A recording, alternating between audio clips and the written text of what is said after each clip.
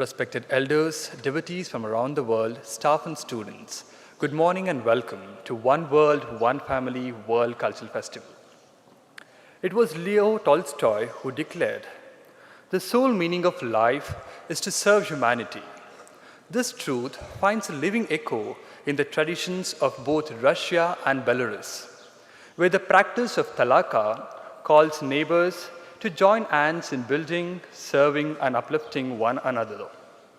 Together, they remind us that the greatest strength lies in humanity living together, not in power and possessions, which is the true wealth of our shared humanity. As we honor Russia and Belarus today, we are reminded that unity is not merely an ideal, but a way of life, where compassion becomes action, togetherness becomes strength. This is the spirit of One World, One Family World Cultural Festival, where humanity moves forward as one family under the grace of the divine. This morning, as part of Universal Wisdom for our United World lecture series, we are honored to welcome Mr. Ulan Bolato from Russia. He is a renowned poet, editor, and cultural leader, widely known for his inspirational writing and projects that promote unity and peace. His spiritual journey began in childhood, when a moment of conflict stirred within him the quest for life's deeper meaning. Guided by his mentors and shaped through selfless acts of service, he has since evolved into a voice of compassion and inspiration for people across all ages. Mr. Bolato's central message is simple: love everyone, and then you will want to serve everyone. He lives with the message by engaging with young people, guiding them through cultural festivals and inspiring them to see the world as one family.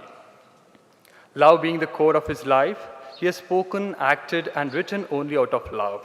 Today, he will be sharing how love can help us transcend beyond the boundaries of limitations. Mr. Ulan will be addressing all of us in Russia, and it will be translated into English by Ms. Natalia Sidrova. We welcome Mr. Ulan Bolato.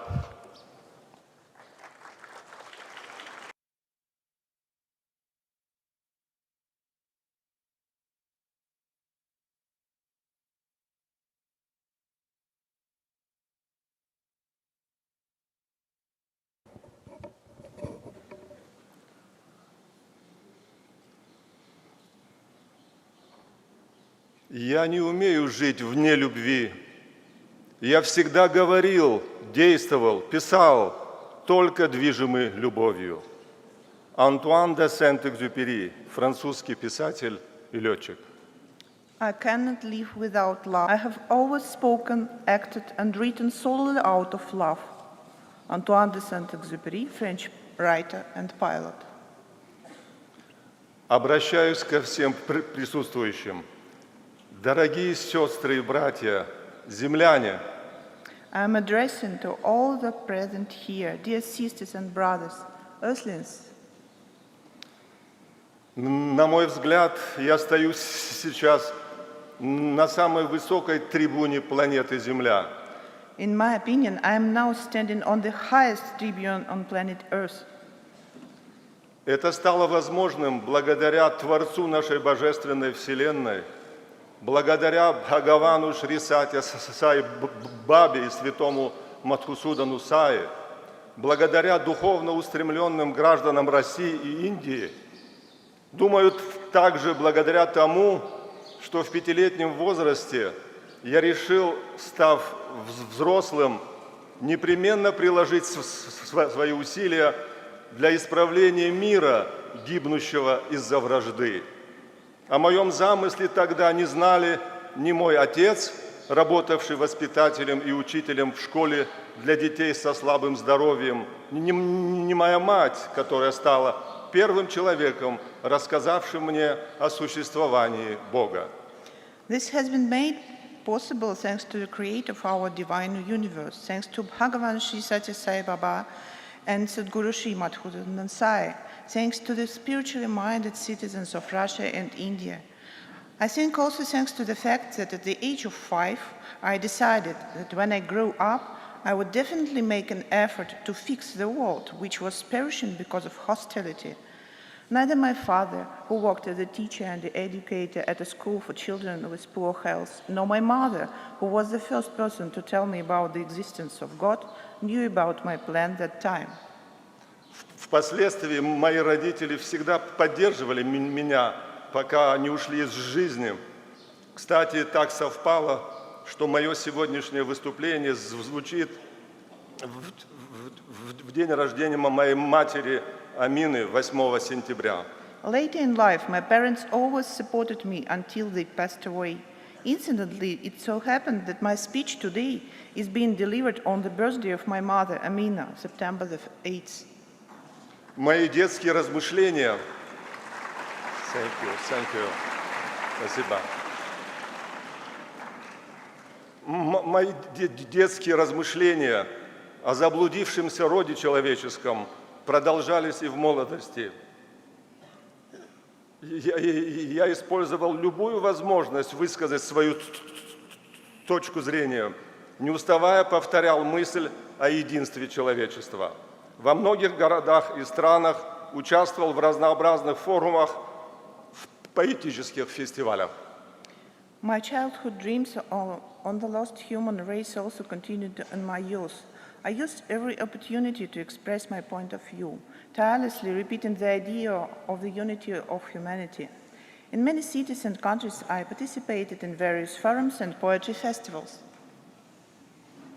На протяжении нескольких десятилетий, вплоть до сегодняшнего дня, продолжаю свои выступления. Делаю это практически ежемесячно перед разными аудиториями, участвую в самых разных проектах и вряд ли смогу сосчитать их количество. For several decades up to the present day, I have continued my performances, doing so almost monthly in front of different audiences, participating in a wide variety of projects, and I can hardly count their number. С 17 сентября 1993 года, выступая в Москве на проводившейся под эгидой ООН и ЮНЕСКО весьма представительной международной конференции, я призвал человечество отказаться от всех форм насилия, в том числе от такой формы насилия, как дезинформация.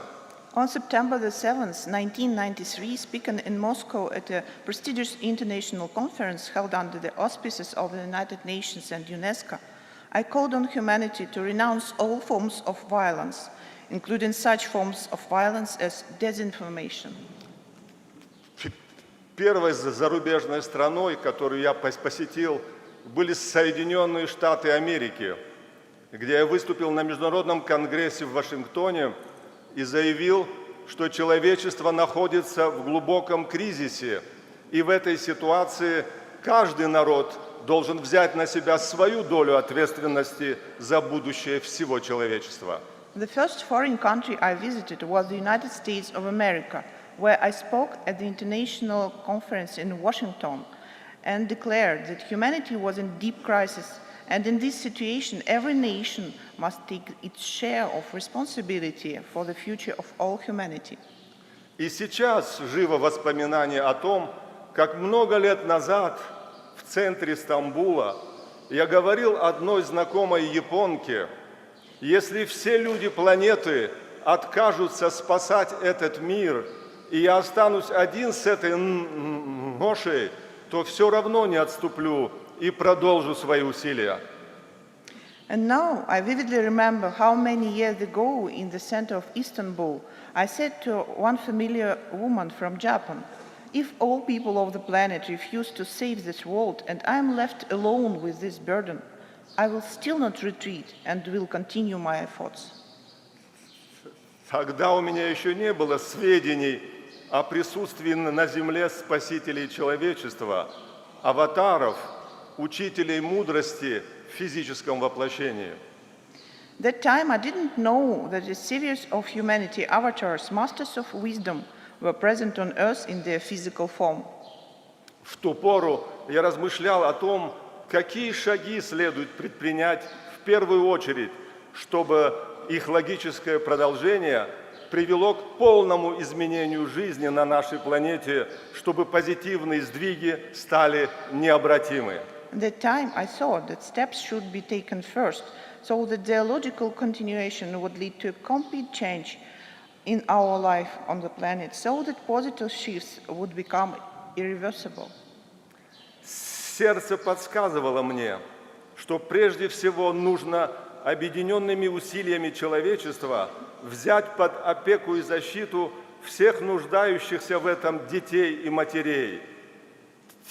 Те, с кем я делился этими мыслями, считали, что невозможно даже начать такой проект, называли его нереалистичным, абстрактным.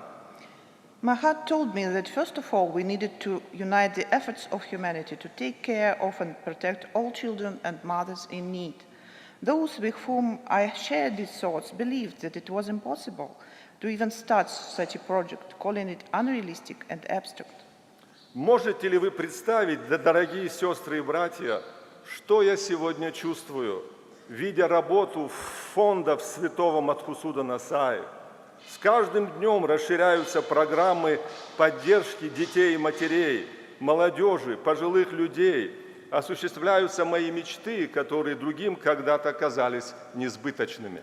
Can you imagine, dear sisters and brothers, how I feel today seeing the work of Sri Madhusudan Sai Foundations? Every day, the programs supporting children and mothers, youth and elderly, are expanding. My dreams, which once seemed impossible to others, are coming true. И знаете, что приносит мне дополнительную радость? Это моя уверенность в необратимости процессов, начатых Садгуру Шри Madhusudaном Sai. And do you know what brings me even more joy? It is my confidence in irreversibility of the processes initiated by Sadguru Shri Madhusudan Sai. Хотел бы согласиться со словами Альберта Эйнштейна. Нельзя говорить о каких-то великих достижениях и успехах, доколе на земле существуют несчастные дети. I'd like to agree with the words of Albert Einstein. We cannot talk about the great achievements and success as long as there are unhappy children on earth. Итальянский детский писатель и журналист Джанни Родари сказал: «У капризули слезинка легче самого легкого ветерка, а у голодного ребенка тяжелее всей земли». Italian children's writer and journalist Gianni Rodari said, "A capricious child's tear is lighter than the lightest breeze, but a hungry child's tear is heavier than the whole earth." Да, мы сможем говорить о достижениях человеческого гения, о шедеврах и рекордах, но лучше это делать тогда, когда на этой несчастной планете не останется ни одного голодного ребенка, когда не останется умирающих от голода и страдающих от голода. Yes, we can talk about the achievements of human genius, about masterpieces and records, but it is better to do so when there is no single hungry child left on this miserable planet, when there are no more people dying of hunger or suffering from it. Едва ли не каждый день мысленно прижимаю к своему сердцу всех обездоленных детей, всех обездоленных людей этого мира и страдающих животных. Я живу с этим чувством много лет. Как я мечтаю увидеть защищенными, увидеть в благополучии и безопасности всех детей и женщин этого мира. Almost every day, I hold close to my heart all the unhappy children, all the underprivileged people of this world, and all the suffering animals. I have lived with these feelings for many years. I dream of seeing all the children and women of this world protected, prosperous and safe. Если задуматься, то что особенного в этом желании? Оно такое простое и понятное. Как писал мой земляк, балкарский поэт Кайсин Кулиев, если не мечтать о невозможном, то вряд ли и возможное свершится. Он писал это в своем стихотворении «Пусть никогда не умирают дети». If you think about it, what is so special about this wish? It is so simple and understandable. As my fellow countryman, the Balkar poet Kaisin Kuliyev wrote, If you don't dream of the impossible, when it is likely that the possible will come true? He wrote this in the poem «Let no one's children die». Кстати, сказать, в одном из своих официальных выступлений премьер-министр Индии Индира Ганди цитировала строки Кулиева, в которых он говорил о том, что каждая пуля на войне попадает в сердце матери. As a matter of fact, in one of her official speeches, Indian Prime Minister Indira Gandhi quoted Kuliev's lines, in which he said that every bullet in war hits a mother's heart. Часто пытаюсь мысленно представлять всех землян, каждого из 8 миллиардов, и при этом думаю, когда же все они будут счастливы? Когда? Скорее бы это произошло! Скорее, прошу Тебя, Господи! I often try to imagine all the people on earth, each of the 8 billions, and I think, when will they all be happy? When? I wish it would happen sooner, I beg you, Lord. Постоянно думаю о нуждах и чаяниях всех народов. Переживаю, когда некоторые их действия мне кажутся ошибочными. Сожалею, когда не могу помочь советам, когда понимаю, что совет мой либо не доберется до них, либо даже будучи услышанным, не будет ими воспринят. I constantly think about the needs and aspirations of all nations. I worry when some of their actions seem wrong to me. I regret when I cannot help with advice, and when I realize that my advice will not either not reach them or even if heard, will not be accepted by them. Многие знают, как Sai-Baba любит Россию. Many people know how much Sai Baba loves Russia. Одна из основных трудностей в отношении к России состояла в незнании ее языка. Не по этой ли причине зарубежный читатель до сих пор, спустя 2 века, не в состоянии должным образом оценить произведение Александра Пушкина, легкость и красоту слога в его поэзии? Он ушел из жизни в одном возрасте с Моцартом и Рафаэлем. Владеющий русским языком, читая Пушкина, чувствует примерно то, что чувствует любой человек, слушая музыку Моцарта. One of the main difficulties for foreigners regarding Russia not knowing the language. It's now the reason for foreign leaders, even today, 2 centuries later, they are still unable to appreciate the works of Alexander Pushkin, the lightness and beauty of the style of his poetry. He passed away at the same age of Mozart and Raphael, but those who know Russian when reading Pushkin feel something similar to what anyone feels when listening to Mozart's music. В своей речи на открытии памятника Пушкину Достоевский сказал о всемирной отзывчивости Пушкина, его художественного гения. По мнению Достоевского, всемирная отзывчивость – это сущностное проявление русского человека и русской культуры. Это позиция диалога со всеми культурами. In his speech at the opening of the monument to Pushkin, Dostoevsky spoke of Pushkin's universal responsiveness and his artistic genius. According to Dostoevsky, worldwide responsiveness is an essential manifestation of the Russian people and Russian culture, a position of dialogue with all cultures. Немецкий писатель Томас Манн в одном из своих текстов использовал выражение «святая русская литература». Он сожалел, что ему не удалось выучить русский язык и в оригинале прочитать поэзию Пушкина. Получивший Нобелевскую премию за роман «Буденброки», он признавался, что не справился бы с работой над этим произведением, если бы не черпал силу и мужество в постоянном чтении Толстого. German writer Thomas Mann used the expression "holy Russian literature" in one of his texts. He regretted that he hadn't managed to learn Russian and read Pushkin's poetry in the original. Having won the Nobel Prize for his novel Buddenbrooks, he admitted that he would not have been able to complete this work if he hadn't drawn strength and courage from constantly reading Tolstoy. Махатма Ганди вспоминал: 40 лет тому назад, когда я переживал тяжелейший приступ скептицизма и сомнения, я прочитал книгу Толстого «Царствие Божие внутри вас», и она произвела на меня глубочайшее впечатление. В то время я был поборником насилия.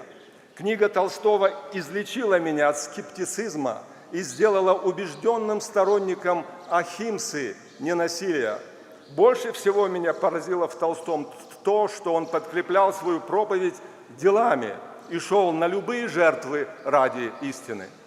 Mahatma Gandhi recalled, 40 years ago, when I was going through a severe episode of skepticism and doubt, I read Tolstoy's book, The Kingdom of God is Within You, and it made a profound impression on me. That time I was an advocate of violence. Tolstoy's book cured me of my skepticism and made me a strong supporter of ahimsa, non-violence. What struck me most about Tolstoy was that he backed up his preaching with deeds and made any sacrifice for the sake of truth. Завтра, 9 сентября, в очередной раз будет отмечаться день рождения Толстого. Незадолго до ухода из жизни он написал статью «Единая заповедь». В ней он задается вопросом, отчего люди живут не по любви, а во вражде и ненависти. И сам отвечает: от того, что дана нам одна единственная вера, вера в любовь, и одна единственная заповедь, заповедь любви. Мы же, кроме веры в любовь, верим еще во многое другое. И кроме заповеди любви, считаем божескими заповедями еще много других заповедей. И потому в жизни своей следуем больше этим другим заповедям, а не той заповеди любви. А плохая жизнь от того, что живут люди противно той одной заповеди, какая записана не в одном Евангелии, а и во всех учениях всех мудрецов мира, и у индусов, и у китайцев, и у египтян, и у магометан, и других, но и в душах всех людей мира. Tomorrow, September the 9th, Tolstoy's birthday will be celebrated once again. Shortly before his death, he wrote an article entitled The Only Commandment. In it, he asks why people live in hostility and hatred rather than in love, and answers himself: because we are given only one faith, faith in love, and only one commandment, the commandment of love.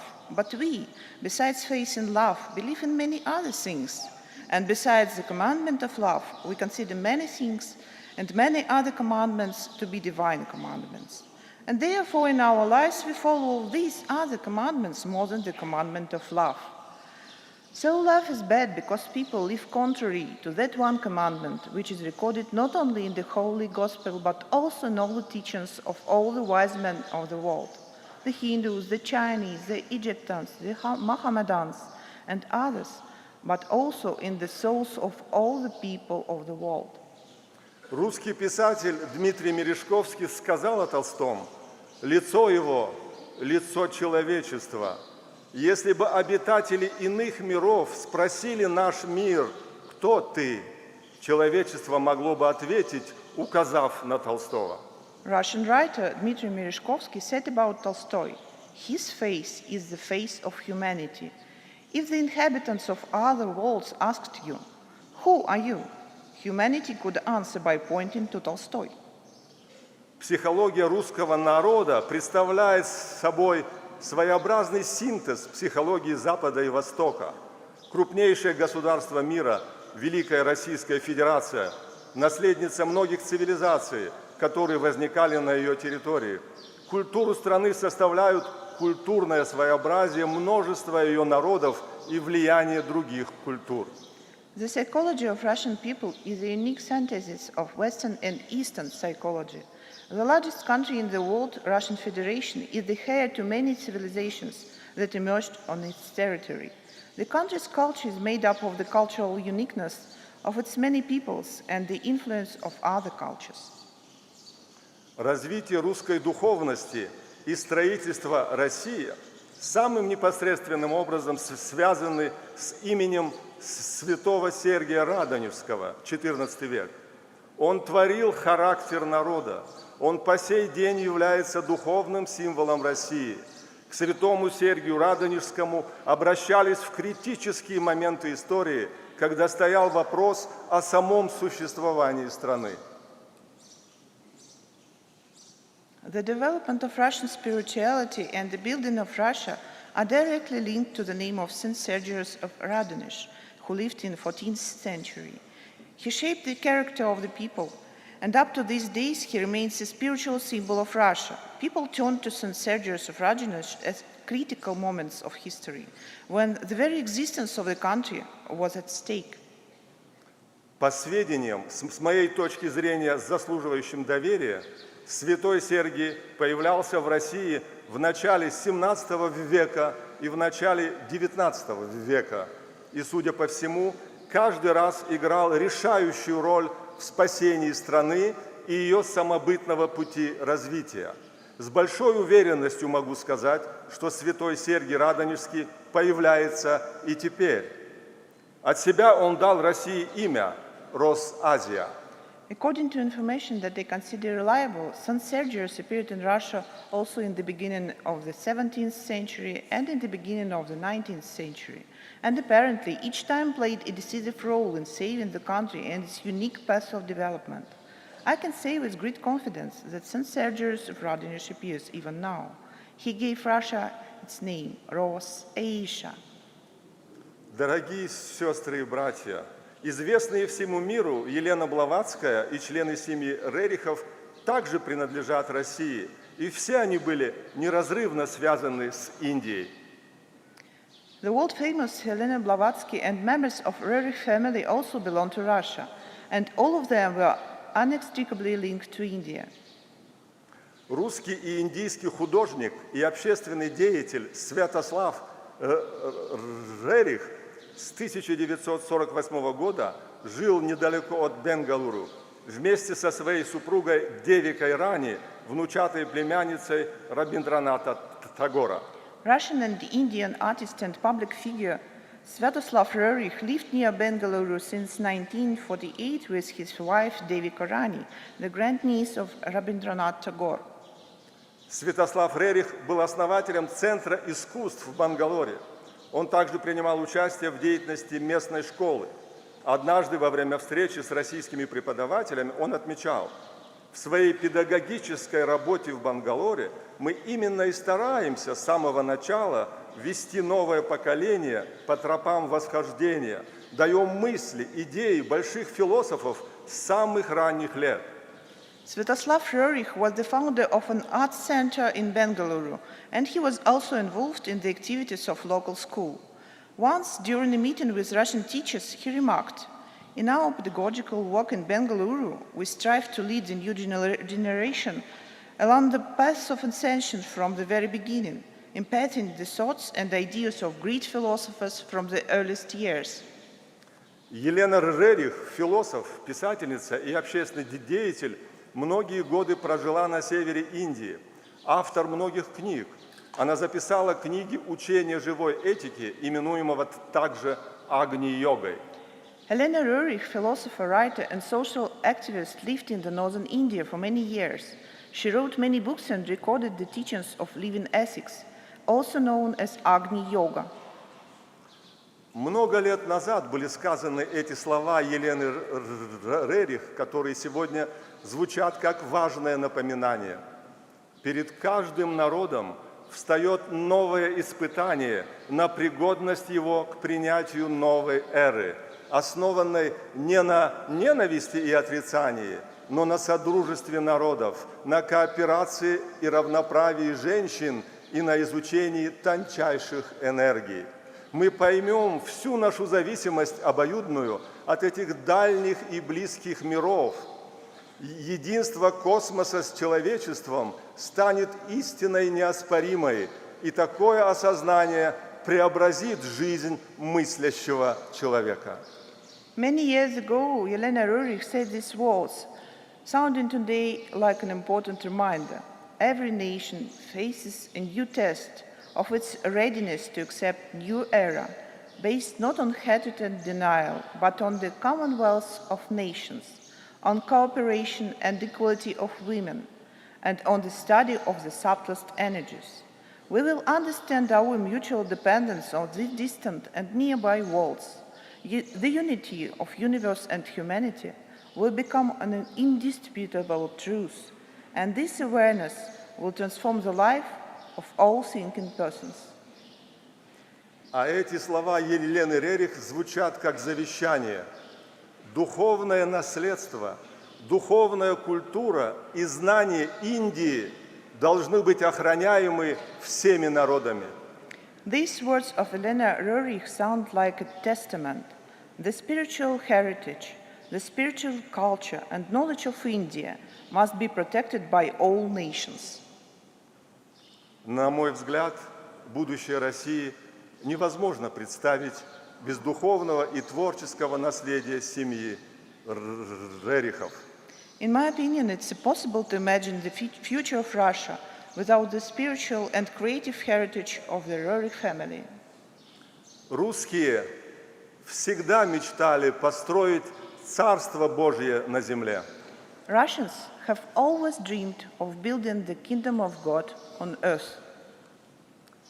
Дорогие сестры и братья, в нашей стране и сегодня нередко можно услышать утверждение, что Россия – это литературоцентричная страна. Dear Sathya sisters and brothers, even today in our country it's commonly heard that Russia is a literature-centric country. Сатья Сай Баба говорил, поэты – первопроходцы, намечающие вехи человеческого прогресса вдоль границ любви и единства, любви, связывающей людей со всем творением, и единства всех существ в Боге. Sathya Sai Baba said, poets are the pioneers. They are marking the milestones of human progress along the boundaries of love and unity. Love that connects people with all creation and the unity of all beings in God. Как я хотел прочитать с этой сцены стихи, написанные мной в Мудdenahalli почти 3 года назад представителям народов всего мира. Итак, несколько стихотворений из моей книги «Muddenahalli и миры». I wanted for a long time to read from the stage the poems that I wrote in Muddenahalli almost 3 years ago, to read them to all these people who represent here the nations of the world. So here are some poems from my book called Muddenahalli and the Worlds. Напомню, юный Madhusudan хотел слияния с делом Саи, став Саи миссии сосудом. I will remind you, young Madhusudan wanted to merge with Sai's course, having become the vessel for Sai's mission. Неотделим от целей Саи хотел он быть, от планов с вами. Вдруг стал Садгуру рядом с нами. Inseparable from Sai's goals, he wished to be of Swami's plans. Once he became Sadguru amongst us.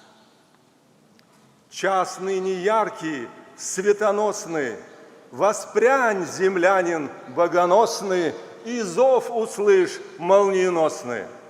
The hour is bright, light-bearing.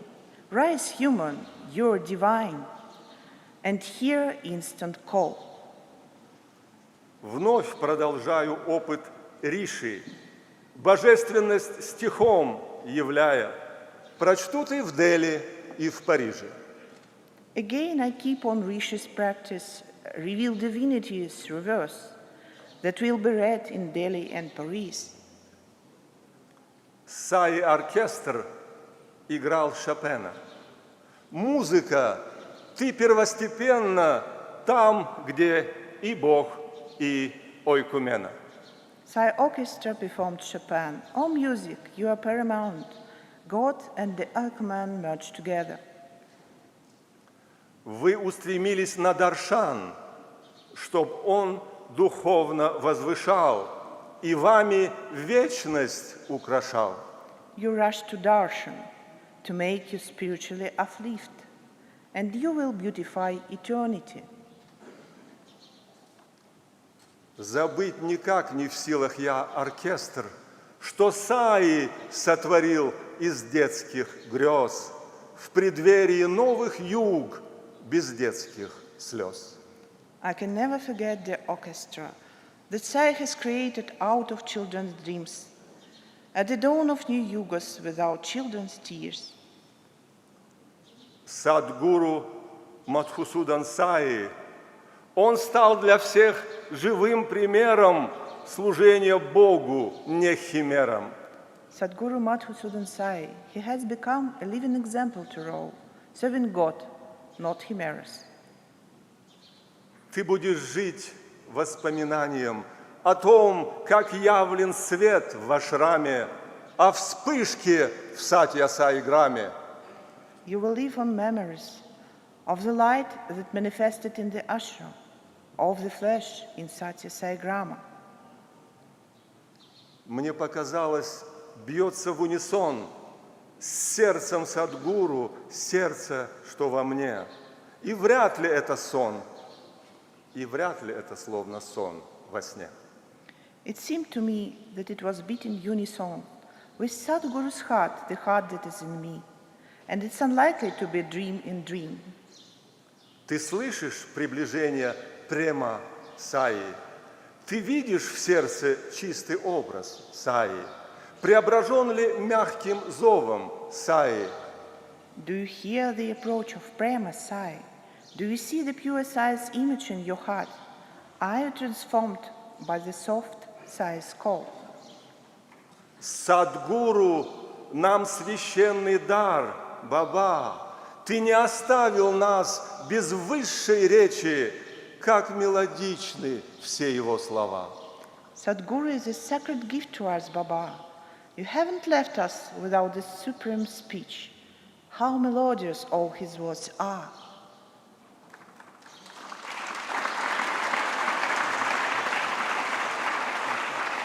Thank you. Thank you. Стою под Скандой здесь, в Мудденаhalli, где Рама, воплощение вечной дхармы, оставил волны своего дыхания. I stand beneath Skanda here in Muddenahalli, where Rama, the embodiment of the eternal Dharma, left the waves of his breath. Понять не поможет холодный рассудок, как стал нашей радостью Шри Мадхусудан, волнующей радостью каждого дня. Cold reasoning won't help us understand how Srimad Husudan became our joy, exciting joy of every day. Я завершил чтение стихов. В заключение хотел бы напомнить слова поэта Джалаладдина Руми. В жизни длиною в пол вздоха не планируй ничего, кроме любви. I have finished reading the poems. In conclusion, I would like to recall the words of the poet Jalaluddin Rumi. In a life that lasts only half a breath, plan nothing but love. Спасибо. Thank you. Thank you very much for your attention.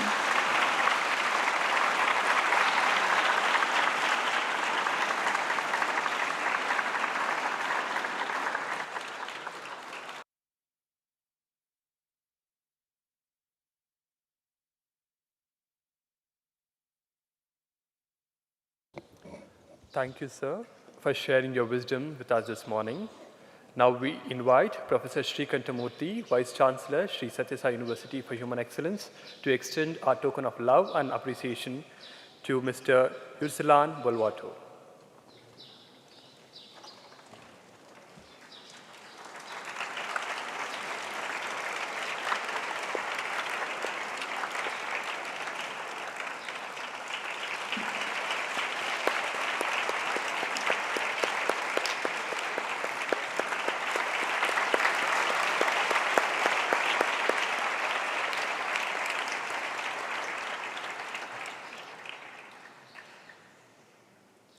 Now we shall have short 10 minutes break and then reconvene for Shiva Puja.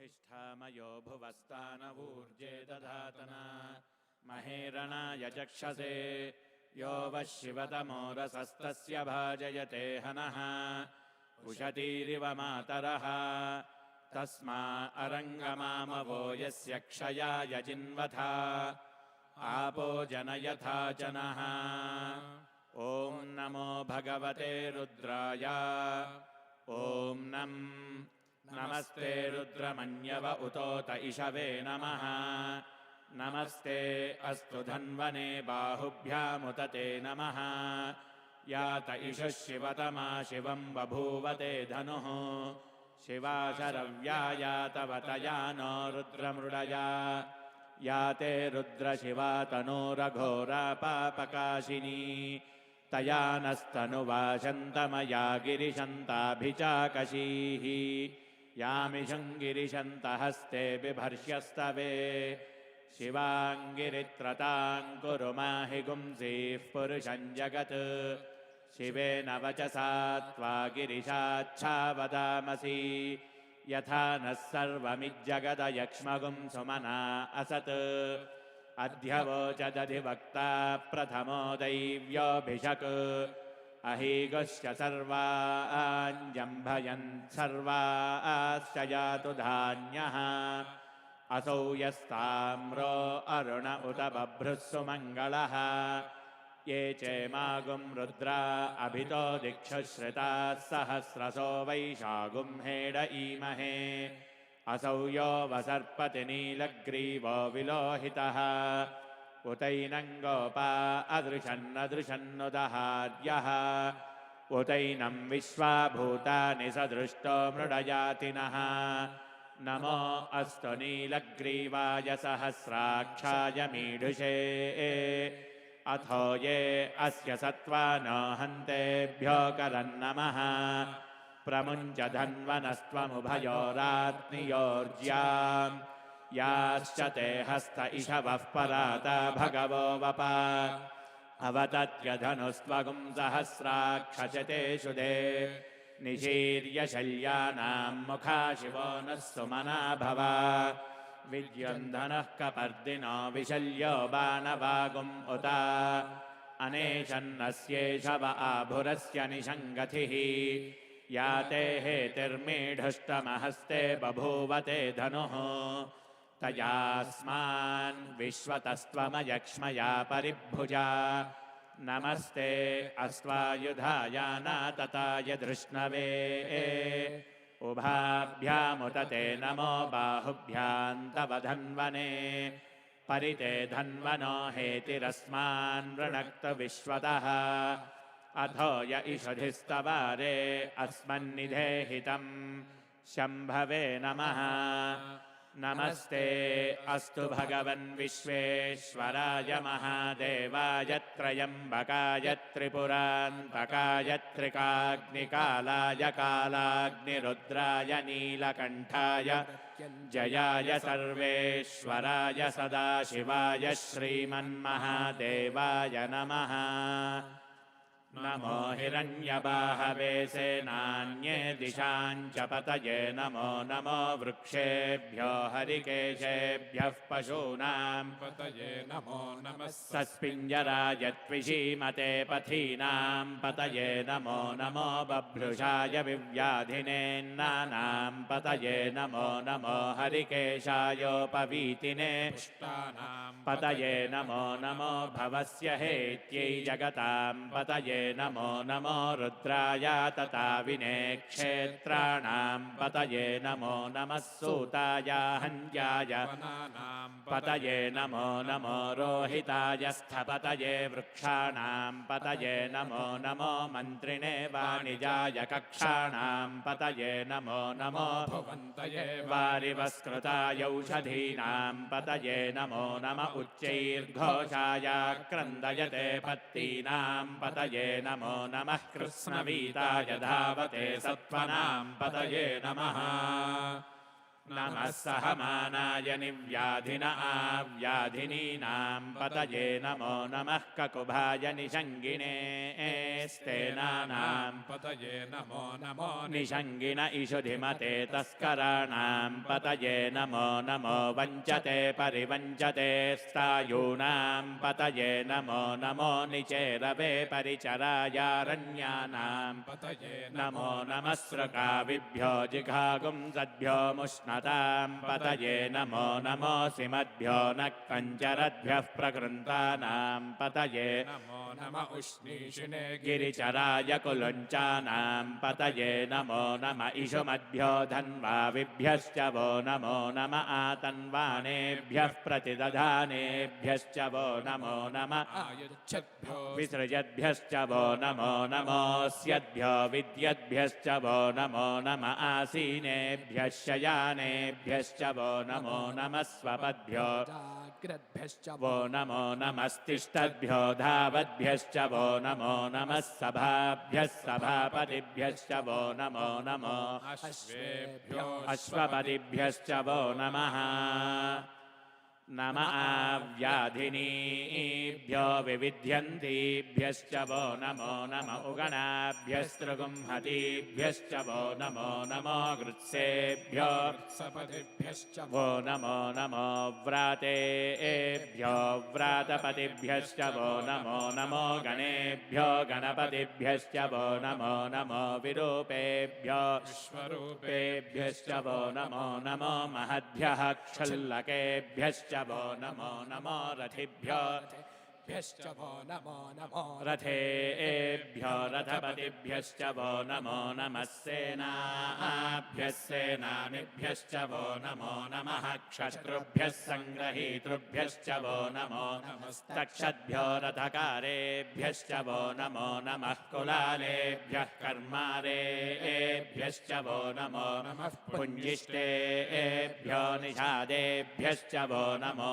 नम इषकृद्भ्यो धन्वकृद्भ्यश्च वो नमो मृगयुभ्यः स्वनिभ्यश्च वो नमो नमः श्वभ्यः स्वपतिभ्यश्च वो नमः नमो भवाय च रुद्राय च नमः शर्वाय च पशुपतये च नमो नीलग्रीवाय च शितिकण्ठाय च नमः कपर्दिने च व्यप्तकेशाय च सहस्राक्षाय च शतधन्वने च नमो गिरिशाय च शिपिविष्टाय च नमो मीढुष्टमाय चेषुमते च नमो ह्रस्वाय च वामनाय च नमो बृहते च वर्षीयसे च नमो वृद्धाय च समृद्ध्वने च नमो अग्र्याय च प्रथमाय च नम आशवे चाजिराय च नमः शीघ्र्याय च शीभ्याय च नम ऊर्म्याय च वस्वन्याय च नमः स्रोतस्याय च द्वीप्याय च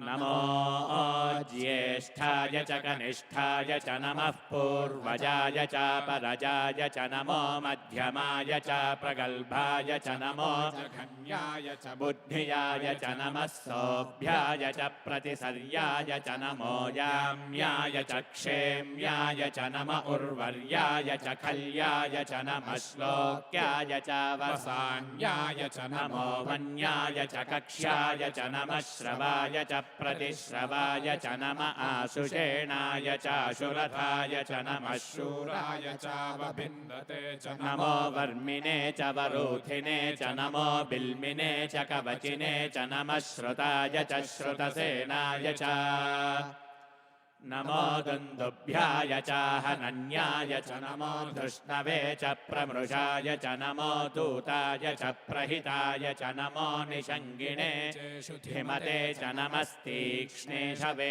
च युधिने च नमः स्वायुधाय च सुधन्वने च नमः श्रुत्याय च पथ्याय च नमः काट्याय च नीप्याय च नमः सूद्याय च सरस्याय च नमो नाद्याय च वैशन्ताय च नमः कूप्याय च नमो वर्ष्याय च वर्ष्याय च नमो मेघ्याय च विद्युत्याय च नम ईध्रियाय च तप्याय च नमो वात्याय च रेश्मियाय च नमो वास्तव्याय याय च वास्तुपाय च हरों हर हर हर नमः सोमाय च रुद्राय च नमस्ताम्राय च अरुणाय च नमः शङ्गाय च पशुपतये च नम उग्राय च भीमाय च नमो अग्रे वधाय च दूरे वधाय च नमो हन्त्रे च हनीयसे च नमो वृक्षेभ्यो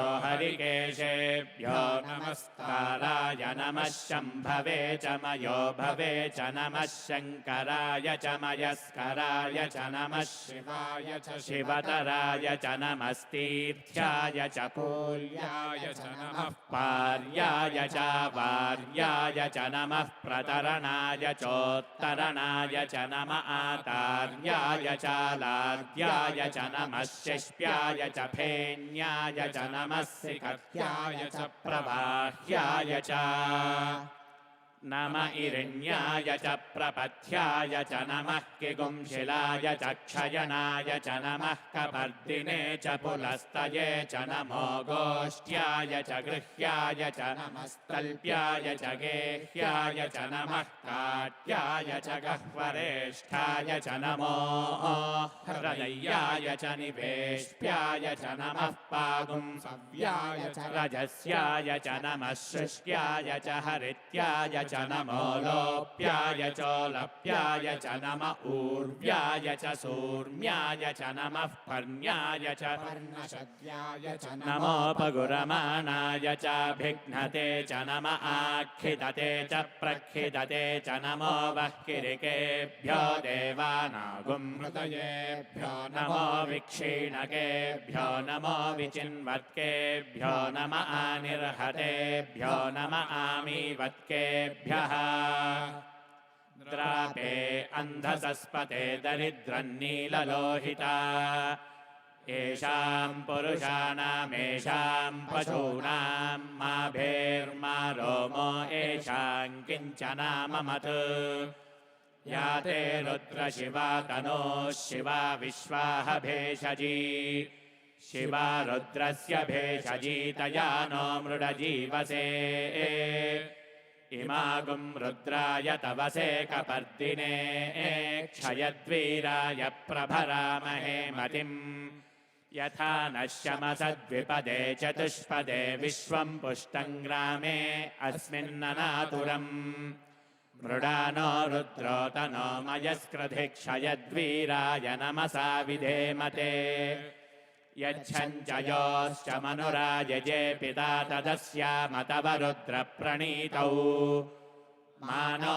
महान्तमुतमानो अर्भगं मान उक्षन्तमुतमानवुक्षितम् मानो वधीः पितरं मोतमातरं प्रियामानस्तनुवो रुद्ररीरिषः मानस्तोकेतनये मान आयुषि मानो गोषु मानो अश्वेषु रीरिषः वीरान्मानो रुद्रभामितो वधीर्हविष्मन्तो नमसा विधेमते आरात्ते गोघ्नमुत पूरुषघ्ने क्षयद्वीराय सुम्नमस्मेते अस्तु रक्षा च नो अधि च देव ब्रूह्यथा च नः शर्म यच्छद्विपरः स्तुहि श्रुतं गर्तसतं युवानं मृगन्न भीममुपहत्नुमुग्रम् मृडाचरित्रे रुद्रस्तवानो अन्यन्ते अस्मन्निवपन्तु सेनाः परिणो रुद्रस्य हेतिर्वृणक्तपरित्वेषस्य दुर्मतिरघायोः अवस्थिरामघवद्भ्यस्तनुष्वमीढ्वस्तोकायतनयाय मृडया मीढुष्टमशिवतमशिवो नः सुमना भव परमे वृक्ष आयुधन्निधाय कृत्तिं वसान आचर पिनाकं बिभ्रदागहि विकिरितविलोहित नमस्ते अस्तु भगवः यास्ते सहस्रगुं हेतयोऽन्यमस्मन्निवपन्तु ताः सहस्राणि सहस्रथा बाहुवोस्तव हेतयः तासामीशानो भगवः पराचीनामुखाकृधी सहस्राणि सहस्रशो ये रुद्रा अधिभूम्याम् तेषागुं सहस्रयोजने वधन्वानि तन्मसि अस्मिन्महत्यर्णवेन्तरिक्षे भवा अधि नीलग्रीवाः शितिकण्ठाः शर्वा अधः क्षमाचराः नीलग्रीवाः शितिकण्ठादिवगुं रुद्रा उपश्रिताः ये वृक्षेषु सस्पिञ्जरा नीलग्रीवा विलोहिताः ये भूतानामधिपतयो विशिखासः कपर्दिनः ये अन्नेषु विविध्यन्ति पात्रेषु पिबतो जनान् ये पथां पथिरक्षय ऐलवृधाय व्युधः ये तीर्थानि प्रचरन्ति सृकावन्तो निषङ्गिणः य एतावन्तश्च भूयागुंसश्च दिशो रुद्रावितस्थिरे तेषागुं सहस्रयोजने वधन्वानि तन्मसि नमो रुद्रेभ्यो ये पृथिव्यां येऽन्तरिक्षे ये दिवि येषामन्नं वातो वर्षविषवस्तेभ्यो दश प्राचीर्दश दक्षिणा दश प्रतीचीर्दशोदीचीर्दशोर्ध्वास्तेभ्यो नमस्ते नो मृडयन्तु तेऽयं विश्वा यश्च नो द्वेष्टितं वोजम्भे दधामि त्र्यम्बकं यजामहे सुगन्धिं पुष्टिवर्धनम् उर्वारुकमिव बन्धनान् मृत्योर्मुक्षीयमामृतात् यो रुद्रो अग्नौ यो अप्सु य ओषधीषु यो रुद्रो विश्वा भुवना विवेश तस्मै रुद्राय नमो अस्तु ये ते सहस्रमयुतं पाशा मृत्योमर्त्याय हन्तवे तान् यज्ञस्य मायया सर्वानवयजामहे मृत्यवे स्वाहा मृत्यवे स्वाहा प्राणानां ग्रन्थिरसि रुद्रो मा विशान्तकः तेनान्नेनाप्यायस्व नमो रुद्राय विष्णवे मृत्युर्मे पाहि सदाशिवो शञ्च मे मयश्च मे प्रियञ्च मे नु कामश्च मे सौमनसश्च मे भद्रञ्च मे श्रेयश्च मे वस्यश्च मे यशश्च मे भगश्च मे द्रविणञ्च मे यन्ता च मे धर्ता च मे क्षेमश्च मे धृतिश्च मे विश्वञ्च मे महश्च मे संविच्च मे ज्ञात्रञ्च मे सूश्च मे प्रसूश्च मे सीरञ्च मे लयश्च मरुतञ्च मे मृतञ्च मे यक्ष्मञ्च मे नामयच्च मे जीवातुश्च मे दीर्घायुत्वञ्च मे न मित्रञ्च मे भयञ्च मे सुगञ्च मे शयनञ्च मे सूषा च मे सुदिनञ्च मे ॐ शान्तिः शान्तिः शान्तिः श्रीहिरण्यगर्भलिङ्गस्वामिने नमः अमृताभिषेको अस्तु हिरण्याभिषेको अस्तु सुवर्णाभिषेको अस्तु साम्राज्यपट्टाभिषेको अस्तु हर नमः पार्वतीपतये हर हर महादेव हर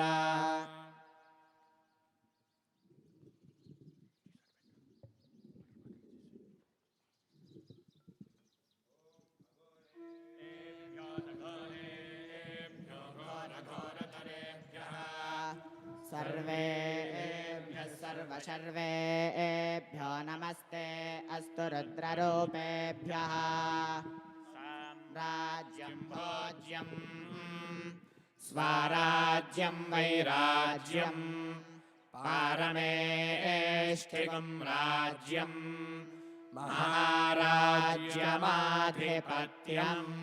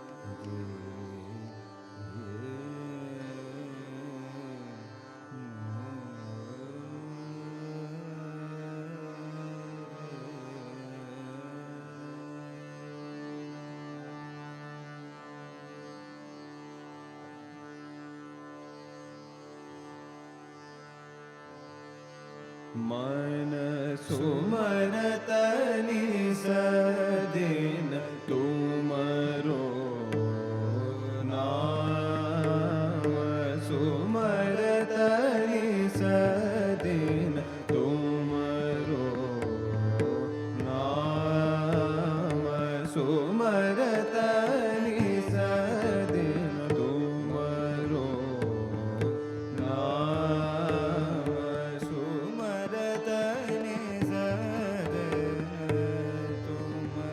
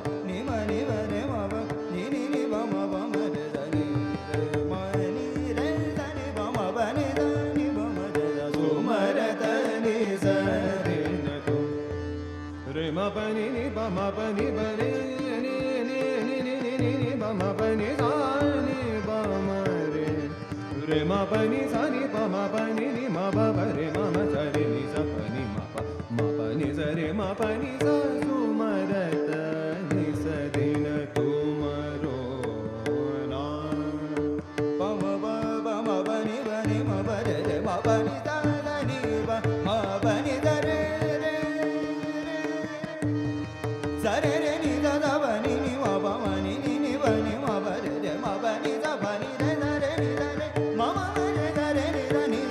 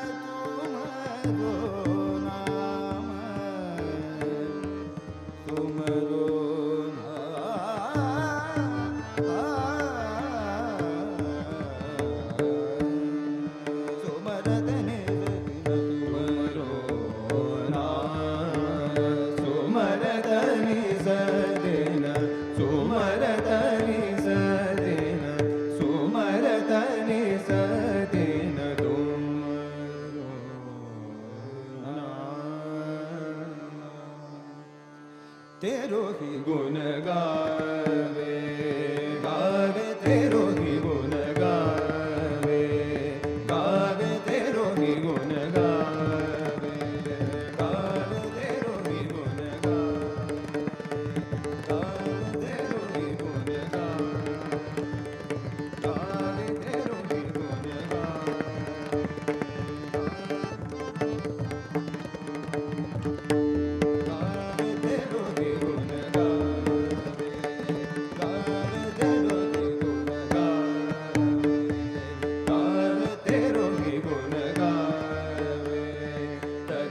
सकल मोह पाश नाम जपत शंकर मदनारी तेरो ही गुण गावे गावे तेरो ही गुण गावे तजत सकल मोह पाश नाम जपत शंकर मदनारी तेरो ही गुण गावे गावे तेरो ही गुण गावे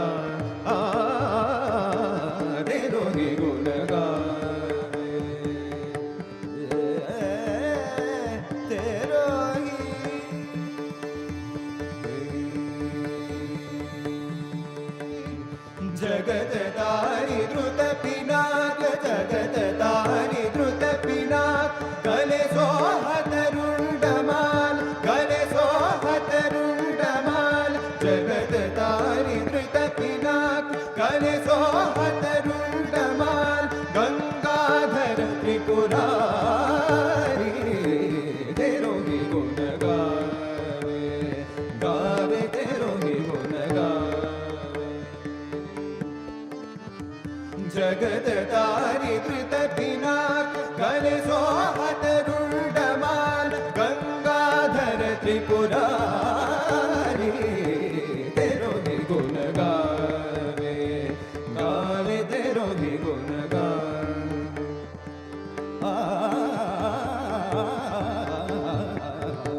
तेरो ही गुण गावे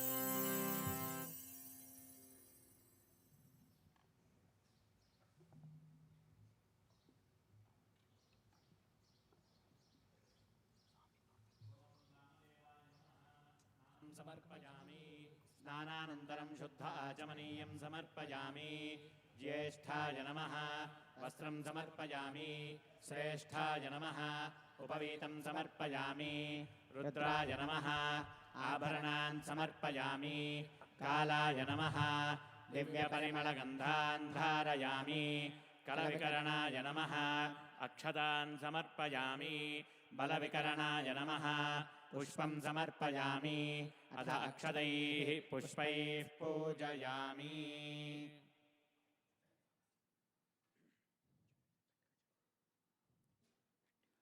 ॐ शिवाय नमः ॐ महेश्वराय नमः ॐ शम्भवे नमः ॐ पिनाकिने नमः ॐ शशिशेखराय नमः ॐ वामदेवाय नमः ॐ विरूपाक्षाय नमः ॐ कपर्दिने नमः ॐ नीललोहिताय नमः ॐ शङ्कराय नमः ॐ शूलपाणिने नमः ॐ खट्वाङ्गिने नमः ॐ विष्णुवल्लभाय नमः ॐ शिपिविष्टाय नमः ॐ अम्बिकानाथाय नमः ॐ श्रीकण्ठाय नमः ॐ भक्तवत्सलाय नमः ॐ भवाय नमः ॐ शर्वाय नमः ॐ त्रिलोकेशाय नमः ॐ शितिकण्ठाय नमः ॐ शिवाप्रियाय नमः ॐ उग्राय नमः ॐ कपालिने नमः ॐ कामारये नमः ॐ अन्धकासुरसूदनाय नमः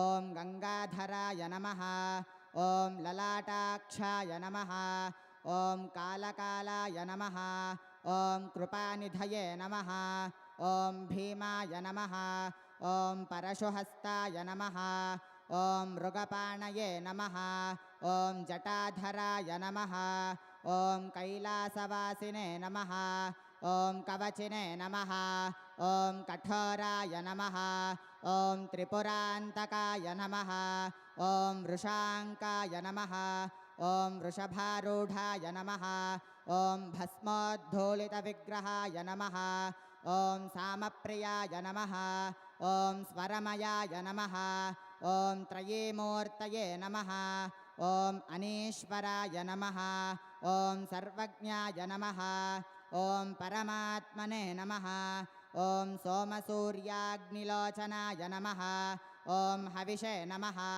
ॐ यज्ञमयाय नमः ॐ सोमाय नमः ॐ पञ्चवक्त्राय नमः ॐ सदाशिवाय नमः ॐ विश्वेश्वराय नमः ॐ वीरभद्राय नमः ॐ गणनाथाय नमः ॐ प्रजापतये नमः ॐ हिरण्यरेतसे नमः ॐ दुर्धर्षाय नमः ॐ गिरीशाय नमः ॐ गिरिशाय नमः ॐ अनघाय नमः ॐ भुजङ्गभूषणाय नमः ॐ भर्गाय नमः ॐ गिरिधन्वने नमः ॐ गिरिप्रियाय नमः ॐ कृत्तिवाससे नमः ॐ पुरारातये नमः ॐ भगवते नमः ॐ प्रमथाधिपाय नमः ॐ मृत्युञ्जयाय नमः ॐ सूक्ष्मतनवे नमः ॐ जगद्व्यापिने नमः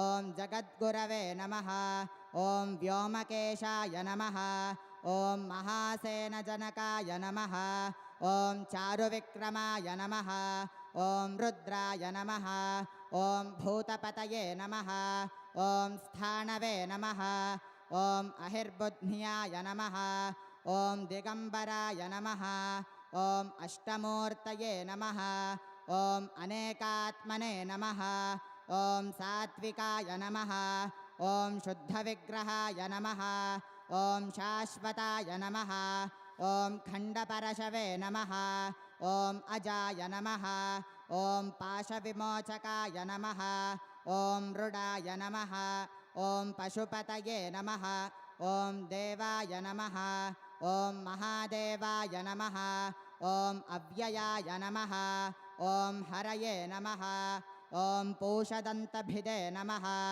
ॐ अव्यग्राय नमः ॐ दक्षाध्वरहराय नमः ॐ हराय नमः ॐ भगनेत्रभिदे नमः ॐ अव्यक्ताय नमः ॐ सहस्राक्षाय नमः ॐ सहस्रपदे नमः ॐ अपवर्गप्रदाय नमः ॐ अनन्ताय नमः ॐ तारकाय नमः ॐ परमेश्वराय नमः ॐ भवाय देवाय नमः ॐ शर्वाय देवाय नमः ॐ ईशानाय देवाय नमः ॐ पशुपतये देवाय नमः ॐ रुद्राय देवाय नमः ॐ उग्राय देवाय नमः ॐ भीमाय देवाय नमः ॐ महते देवाय नमः ॐ भवस्य देवस्य पत्न्यै नमः ॐ शर्वस्य देवस्य पत्न्यै नमः ॐ ईशानस्य देवस्य पत्न्यै नमः ॐ पशुपतेर्देवस्य पत्न्यै नमः ॐ रुद्रस्य देवस्य पत्न्यै नमः ॐ उग्रस्य देवस्य पत्न्यै नमः ॐ भीमस्य देवस्य पत्न्यै नमः ॐ महतो देवस्य पत्न्यै नमः श्रीहिरण्यगर्भलिङ्गस्वामिने नमः नानाविधपरिमलपत्रपुष्पाक्षरपूजां समर्पयामि ॐ वनस्पत्युद्भवैर्दिव्यैर्नानागन्धैः सुसंयुतः आग्रेयः सर्वदेवानां धूपोऽयं प्रतिगृह्यताम् धूपमाघ्रापयामि साक्षात् प्रत्यक्षदीपं दर्शयामि धूपदीपानन्तरं शुद्ध आचमनीयं समर्पयामि नैवेद्यम् ॐ भूर्भुवस्सुवः तत्सवितुर्वरेण्यं भर्गो देवस्य धीमहि धियो यो नः प्रचोदयात् सत्यं त्वत्तेन परिषिञ्चामि अमृतमस्तु अमृतोपस्तरणमसि श्रीहिरण्यगर्भलिङ्गस्वामिने नमः अमृतोपहारसहितमधुरफलान् निवेदयामि ॐ प्राणाय स्वाहा ॐ अपानाय स्वाहा ॐ व्यानाय स्वाहा ॐ उदानाय स्वाहा ॐ समानाय स्वाहा मध्ये मध्ये उदकपानीयं समर्पयामि अमृतापिधानमसि उत्तरापोषणं समर्पयामि हस्तौ प्रक्षालयामि पादौ प्रक्षालयामि मुखे शुद्ध आचमनीयं समर्पयामि मनोन्मनाय नमः ताम्बूलं समर्पयामि ताम्बूलचर्वणानन्तरं शुद्ध आचमनीयं समर्पयामि अथ नीराजनम्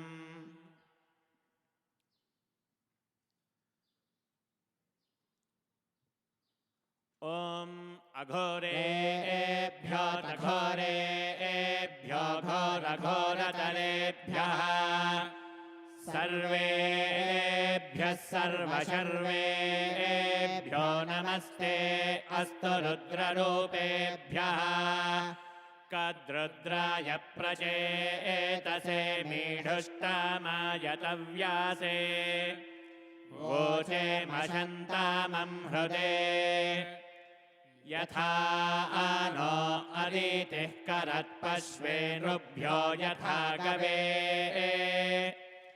यथा तोकाया रुद्रियम् यथा नो मित्रो वरुणो यथा रुद्रश्चिकेतति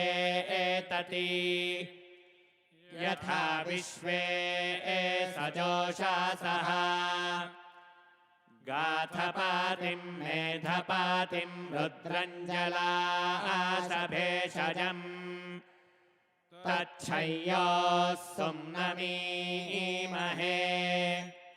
यः शुक्र इव सूर्यो हिरण्यमिव रोचते श्रेष्ठो देवानां वसुः शन्नः करत्यर्वाते सुगम्येषायामेष्ये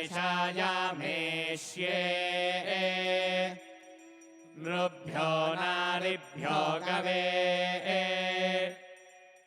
अस्मे सोमश्रियमधिनिधेहि शतस्यानृणाम् महिश्रवस्तुभिनृम्णम् मानः सोमपरिबाधो मारातयो जुहुरन्ता आना इन्दो वाजे भजा श्रीहिरण्यगर्भलिङ्गस्वामिने नमः।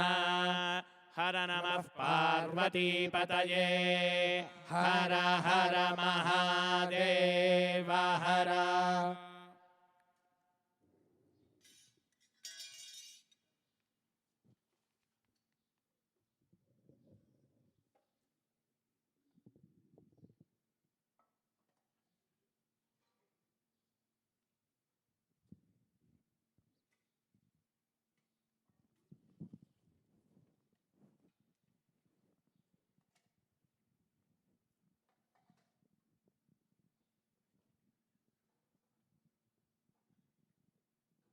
ॐ राजाधिराजाय प्रसह्य साहिने नमो वयं वै श्रवणाय कुर्महे। समे कामान् कामकामाय मह्यं कामेश्वरो वै श्रवणो ददातु। कुबेराय वै श्रवणाय महाराजाय नमः। सद्यो जातं प्रपद्यामि सद्यो जाताय वै नमो नमः। भवे भवेनातिभवे भवस्व माम् भवोद्भवाय नमः। वामदेवाय नमो ज्येष्ठाय नमः श्रेष्ठाय नमो रुद्राय नमः कलविकरणाय नमो बलविकरणाय नमो बलाय नमो बलप्रमथनाय नमः सर्वभूतशमनाय मनोन्मनाय नमः। घोरेभ्यो घोरेभ्यो घोरघोरतरेभ्यः सर्वेभ्यः सर्वशर्वेभ्यो नमस्ते अस्तु रुद्ररूपेभ्यः। तत्पुरुषाय विद्महे महादेवाय धीमहि तन्नो रुद्रः प्रचोदयात्। जातवेदसे सुनवाम सोममराति यतो निदहाति वेदः। सुनः पर्षदति दुर्गाणि विश्वानावेव सिन्धुं दुरितात्यग्निः। तामग्निवर्णां तपसा ज्वलन्तीं वैरोचनीं कर्मफलेषु जुष्टाम् देवीगं शरणमहं प्रपद्ये सुतरसि तरसे नमः। अग्ने त्वं पारयानव्यो अस्मान् स्वस्तिभिरति दुर्गाणि विश्वा। पूश्च पृथ्वी बहुला न पूर्वी भवतो गायतनयाय शंयोः। विश्वानि नो दुर्गः जातवेदः सिन्धुन्ननावादुरितातिपर्षि। अग्ने अत्रिवन्मनसा गृणानोऽस्माकं बोध्यविता तनूनाम्।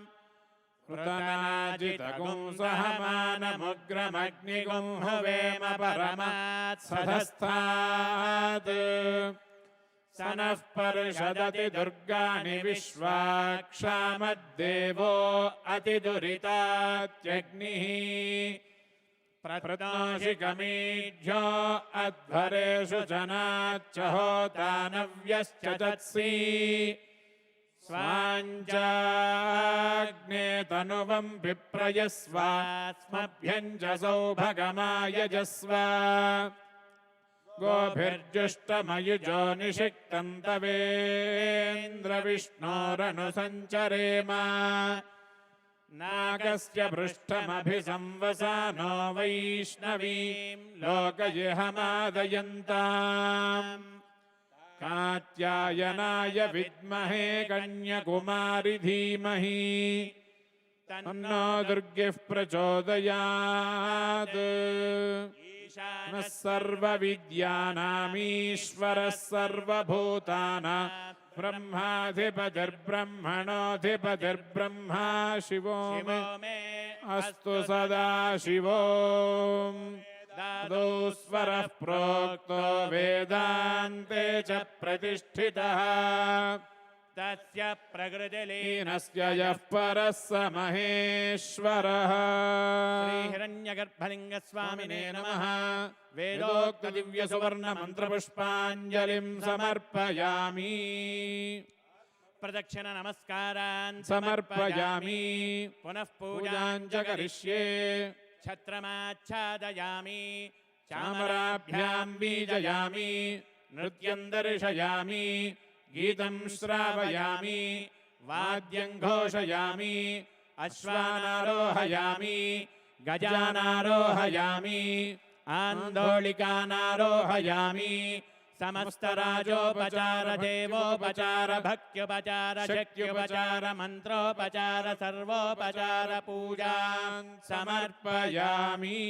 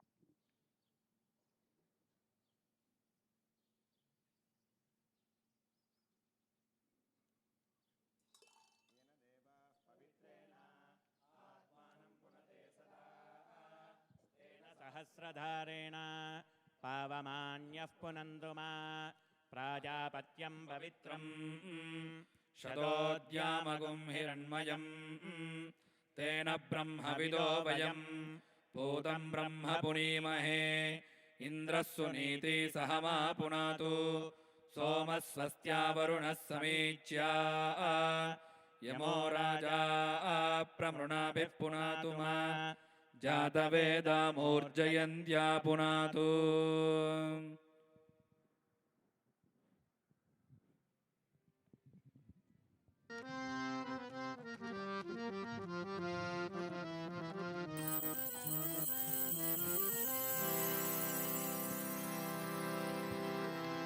नमः शिवाय सांबाय हरये परमात्मने नमः शिवाय सांबाय हरये परमात्मने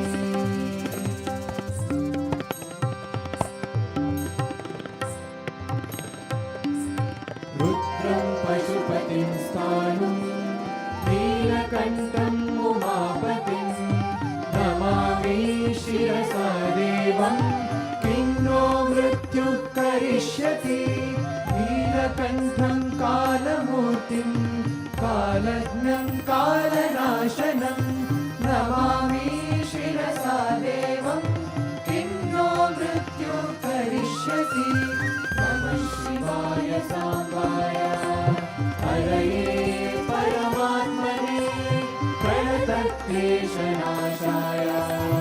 योगिनां पतये नमः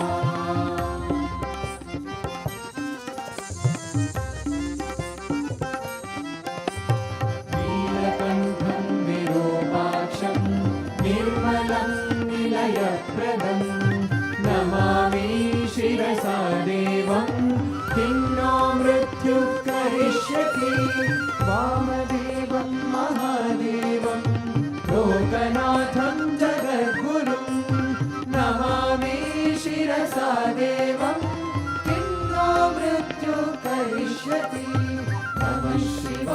सांबाय हरये परमात्मने प्रणतक्लेशनाशाय योगिनां पतये नमः।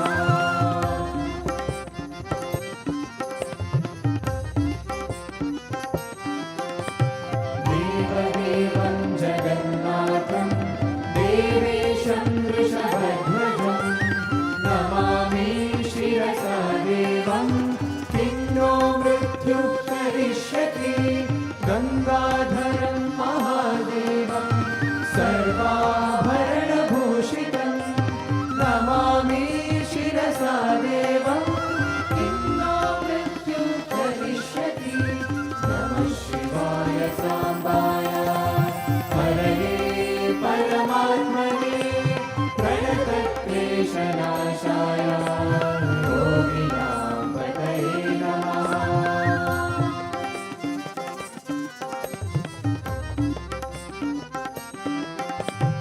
आनन्दं परमं नित्यं कैवल्यपददायिनं नमामि शिरसा देवं किं नो मृत्युः करिष्यति। अर्धनारीश्वरं देवं पार्वती प्राणदायकं नमामि शिरसा देवं किं नो मृत्युः करिष्यति। नमः शिवाय सांबाय हरये परमात्मने प्रणतक्लेशनाशाय योगिनां पतये नमः।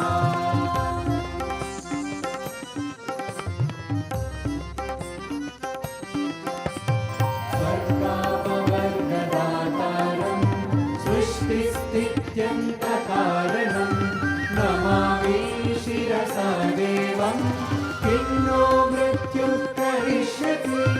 मृत्युञ्जय महादेव पाहि मां शरणागतं जन्म मृत्युजरारोगैः पीडितं कर्मबन्धनैः।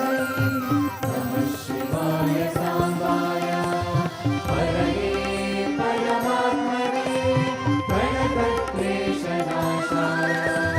योगिनां पतये नमः।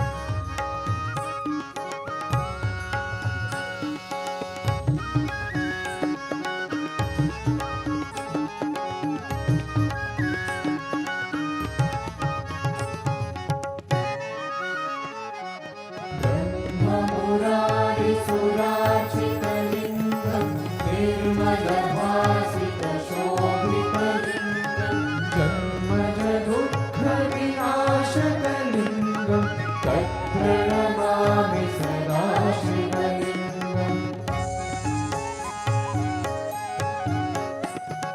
देवमुनिप्रवरार्चितलिङ्गं कामदहनकरुणाकरलिङ्गं रावणदर्पविनाशकलिङ्गं तत्प्रणमामि सदा शिवलिङ्गम्।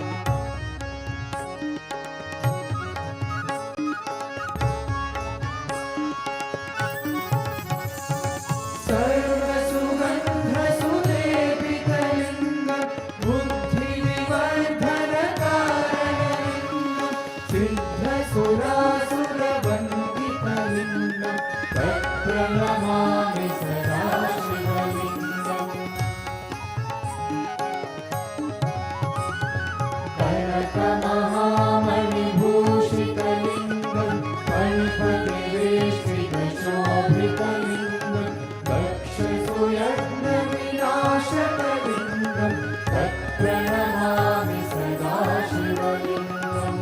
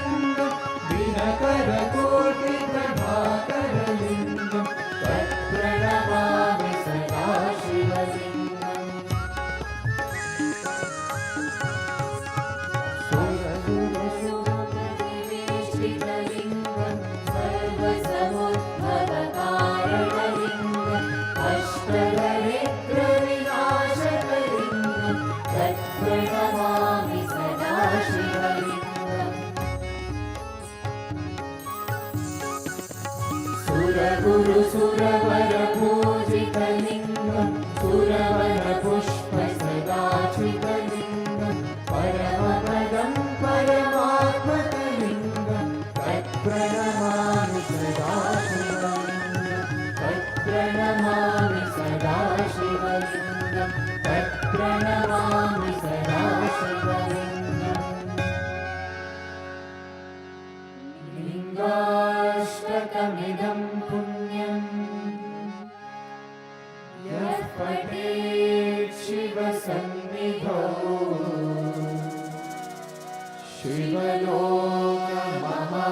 शिवलोकमहाप्नोति शिवेन सह मोदते।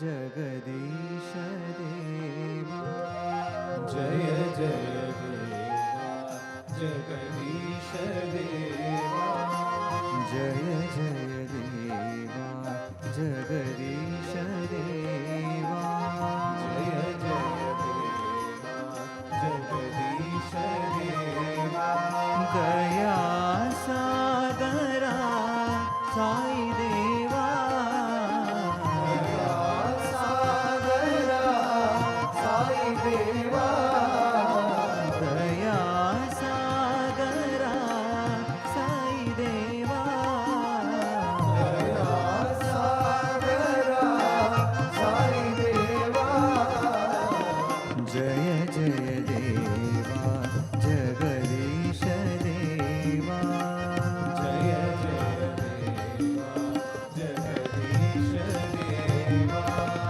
नीरजनयना क्षीराब्धिशयना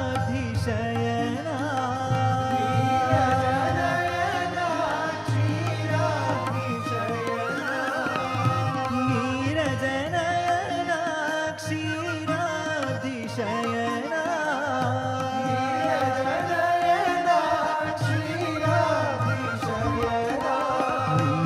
नीलमेघ श्यामा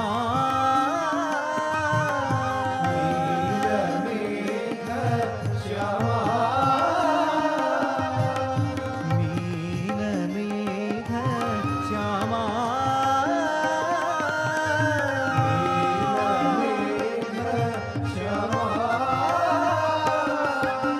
सामगान प्रिय सर्वधर्म प्रिय सत्य साई महदेवा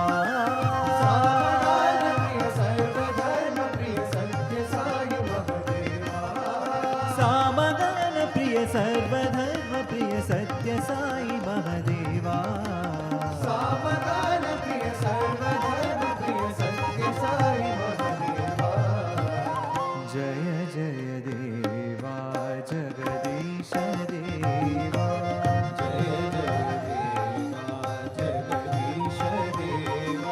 दया सागरा साई देवा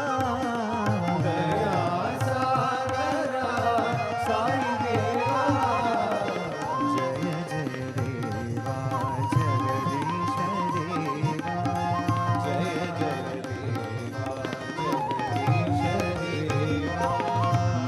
नीरजनयना क्षीराब्धिशयना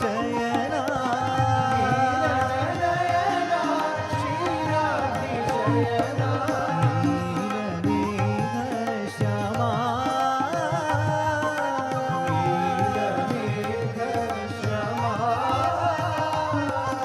सामगान प्रिय सर्वधर्म प्रिय सत्य साई महदेवा सामगान प्रिय सर्वधर्म प्रिय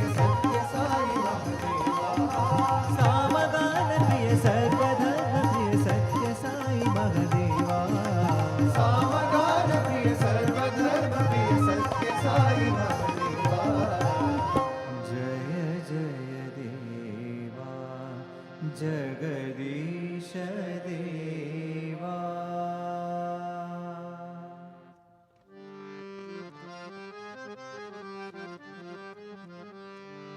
ॐ नमः शिवाय ॐ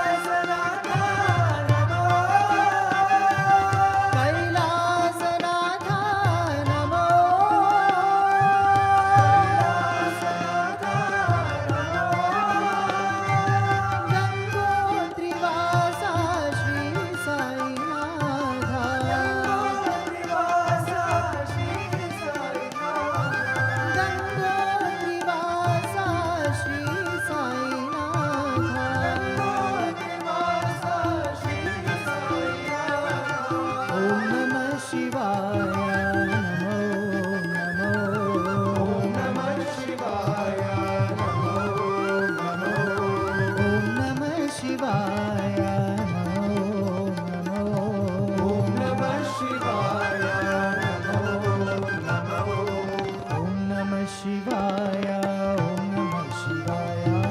Om Namah Shivaya, Om Namah Shivaya. Om Namah Shivaya, Namo Namo.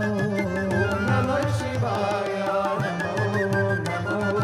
Gangadhara Hara Gauri Vara. Gangadhara Hara Gauri Vara. Kailasanatha Namo. Kailasanatha Namo.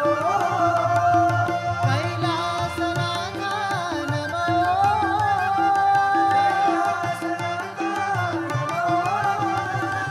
Gangotri Vasa Shri Sai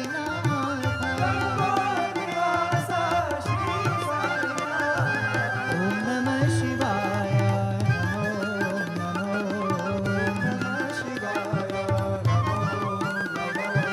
Om Namah Shivaya,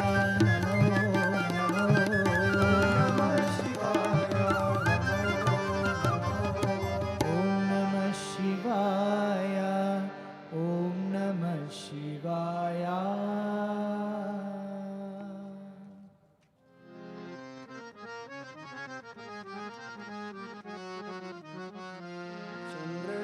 Chandrasekharaya Namo. Chandrasekharaya Namo. Chandrasekharaya Namo. Chandrasekharaya Namo.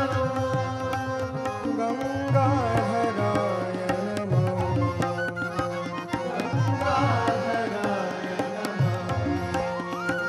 Gangadharaya Namo. Gangadharaya Namo. Chandrasekharaya Namo. Chandrasekharaya Namo. Om Namah Shivaya Namo.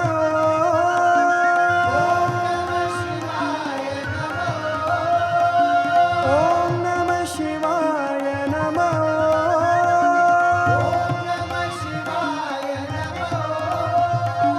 Hara Hara Haraya Namo.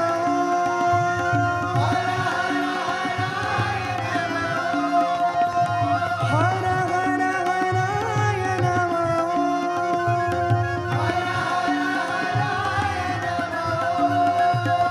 Shiva Shiva Shivaya Namo. Shiva Shivaya Namo. Shiva Shiva Shivaya Namo. Shiva Shiva Shivaya Namo. Sai Ishwaraya Namo. Sai Ishwaraya Namo. Sathya Sai Ishwaraya Namo. Sathya Sai Ishwaraya Namo. Chandrasekharaya Namo. Chandrasekharaya Namo. Gangadharaya Namo. Gangadharaya Namo. Chandrasekharaya Namo. Chandrasekharaya Namo. Om Namah Shivaya Namo. Om Namah Shivaya Namo. Hara Hara Haraya Namo. Hara Hara Haraya Namo. Shiva Shiva Shivaya Namo. Shiva Shiva Shivaya Namo. Sai Ishwaraya Namo. Sai Ishwaraya Namo. Sathya Sai Ishwaraya Namo. Sathya Sai Ishwaraya Namo. Chandrasekharaya Namo.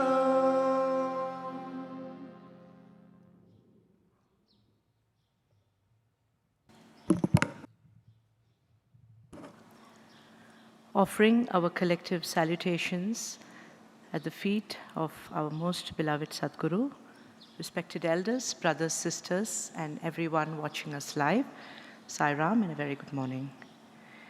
In today's session of Satya Darpan, Sadhguru will be graciously answering our questions and doubts. We will begin with the first question. Swami, what is the difference between withdrawal and being a witness? Which is better and more practical among the two?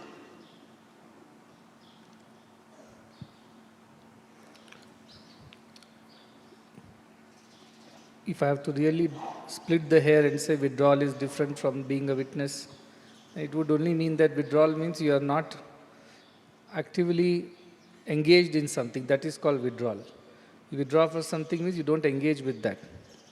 So you have to think of withdrawal as non-engagement in any activity, mentally, physically, spiritually, in all possible ways. Whereas being a witness is you are still working with the body, you are still working with the mind, but you are not getting emotionally or in any ways entangled or attached to it.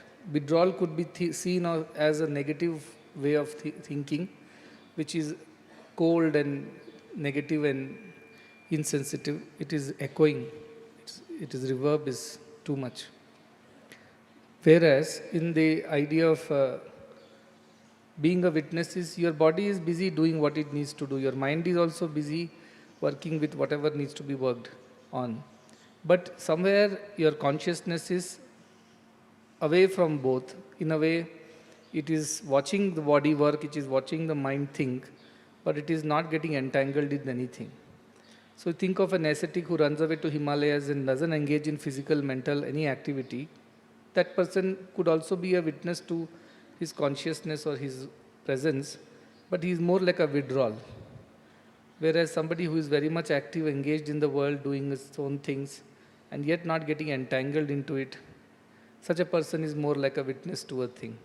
So naturally, if you think from that point of view, if you want to draw a hard line between the two, withdrawal, not being engaged in activities of the world, is not practical for everyone. Even a withdrawn person also needs to be a witness at the end. But physically and mentally is just trying to disengage from things. Whereas a witness to the works, to everything, is somebody who is actively involved in everything. Atma Krida, Atma Rati, Kriyavan, that is the idea. He is watching everything as if he is watching a third person do everything. But his body is involved, his mind is involved, his thoughts are working, but he is not associating or identifying himself with any of these. This is more practical, and this is difficult, but this is what is more practical. Easy one is to disengage, run away and not be a part of anything, but that is not how the world works. That is one type of spiritual practice, but we recommend this, being a witness.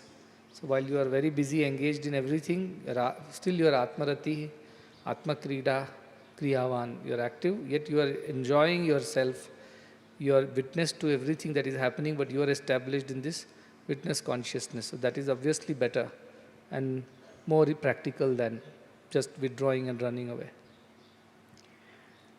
Swami, you said that one must not develop emotional dependency even on God, but our devotion is based on emotions, and it seems impossible to disassociate the two. Yes, I told that emotional dependency is not good, because any emotion is, as I said, is from the mind only. It is not from the soul. All vikaras are from the mind. It is lower than the self. Self is supposed to be unperturbed, undisturbed, always steady and equal. So when your devotion becomes an emotional dependency, because you want somebody to lean on, somebody to fall back upon, somebody to support you in your weak emotional movements, and that's why you depend on God, fine, it's good. It's a good beginning, I would say.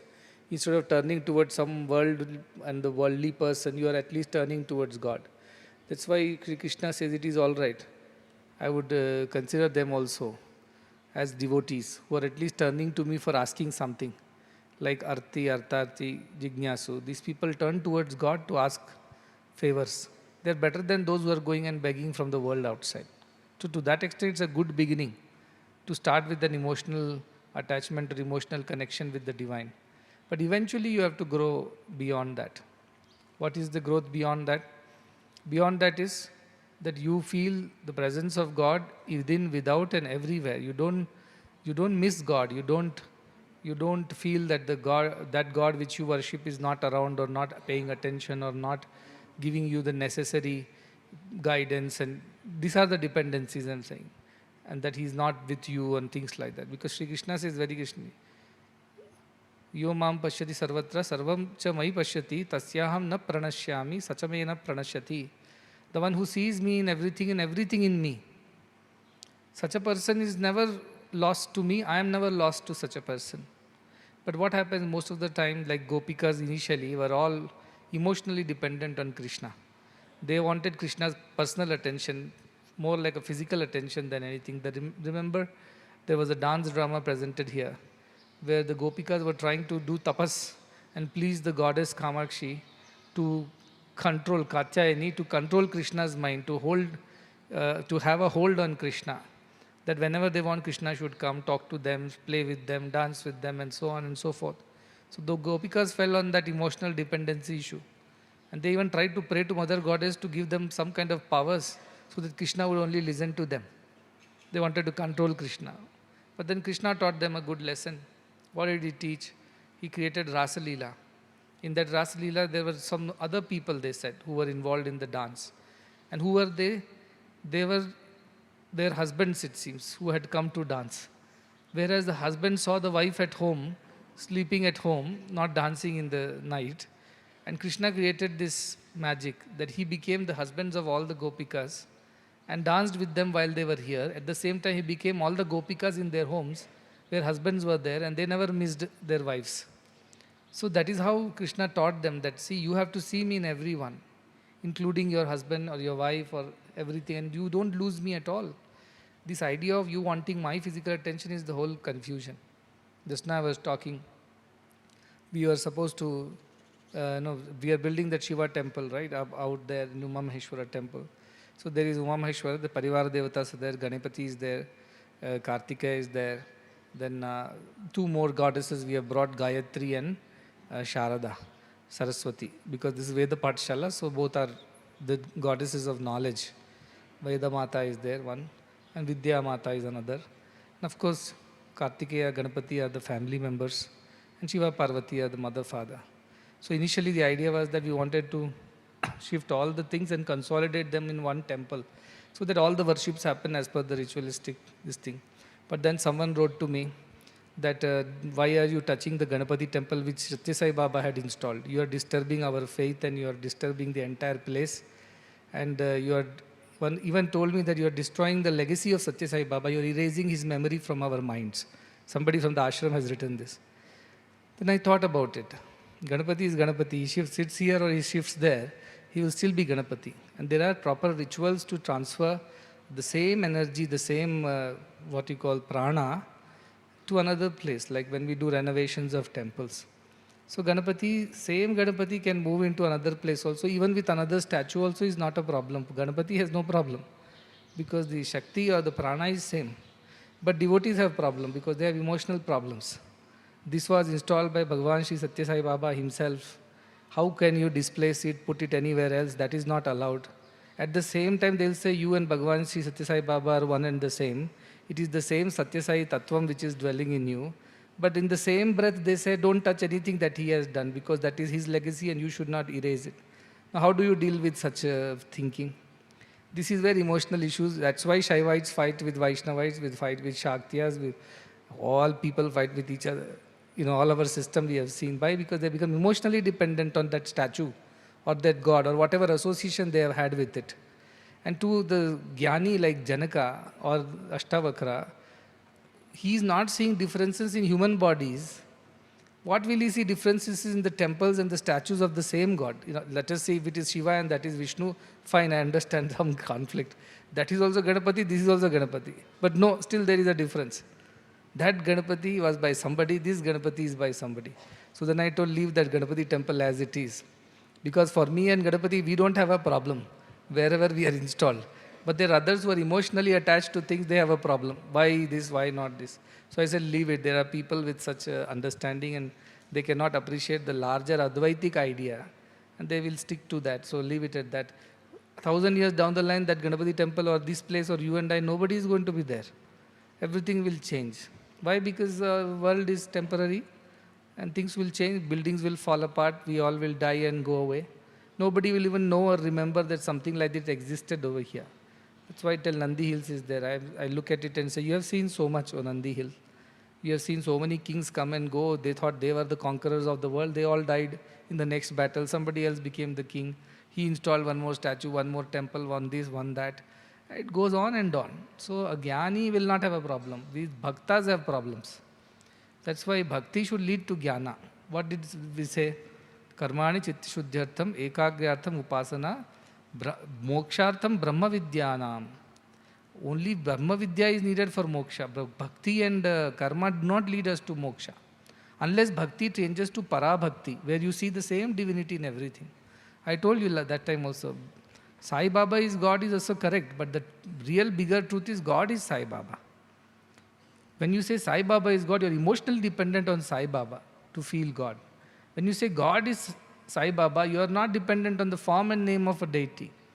You are dependent on the higher truth, which is para bhakti.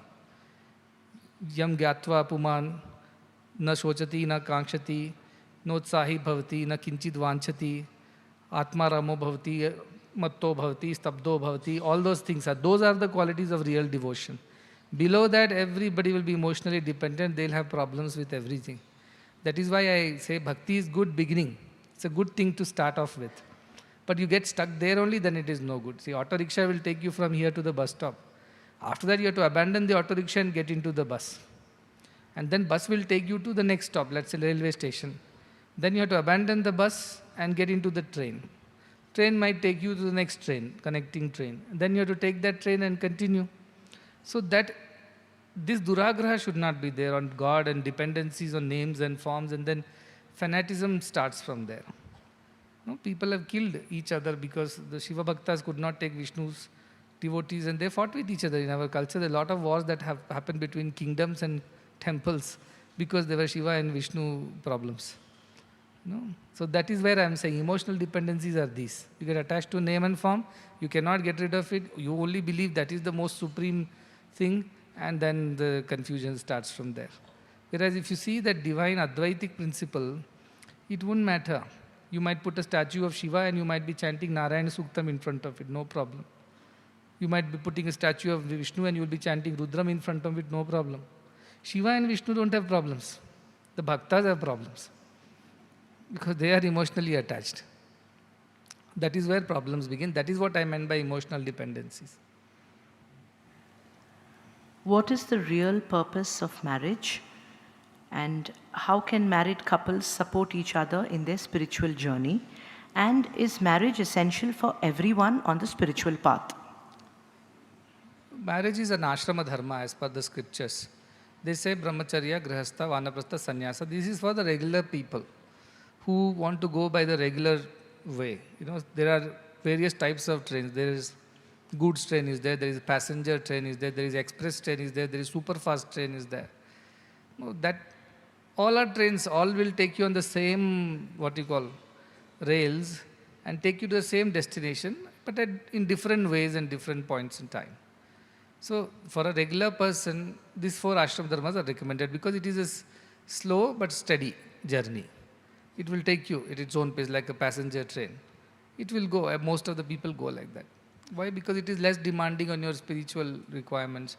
It is less demanding on your various other austerities and things like that, which are a must for a very spiritual life. So it gives you a little bit of leeway. It gives you some bit of freedom and flexibility to take your own time and go with your own pace. But then also you should be strict that after Grihastha you must shift to Vanaprastha. You can't get stuck in Grihastha forever. So to that extent Grihastha Dharma has its own role, and also for propagation of society you must beget children, and children will continue the legacy or the traditions and things like that. That is how societies grow and survive. Today the biggest problem is population decline. Today's newspaper carries that Indian rural fertility rate also is first time gone below the replacement ratio. Urban was already gone.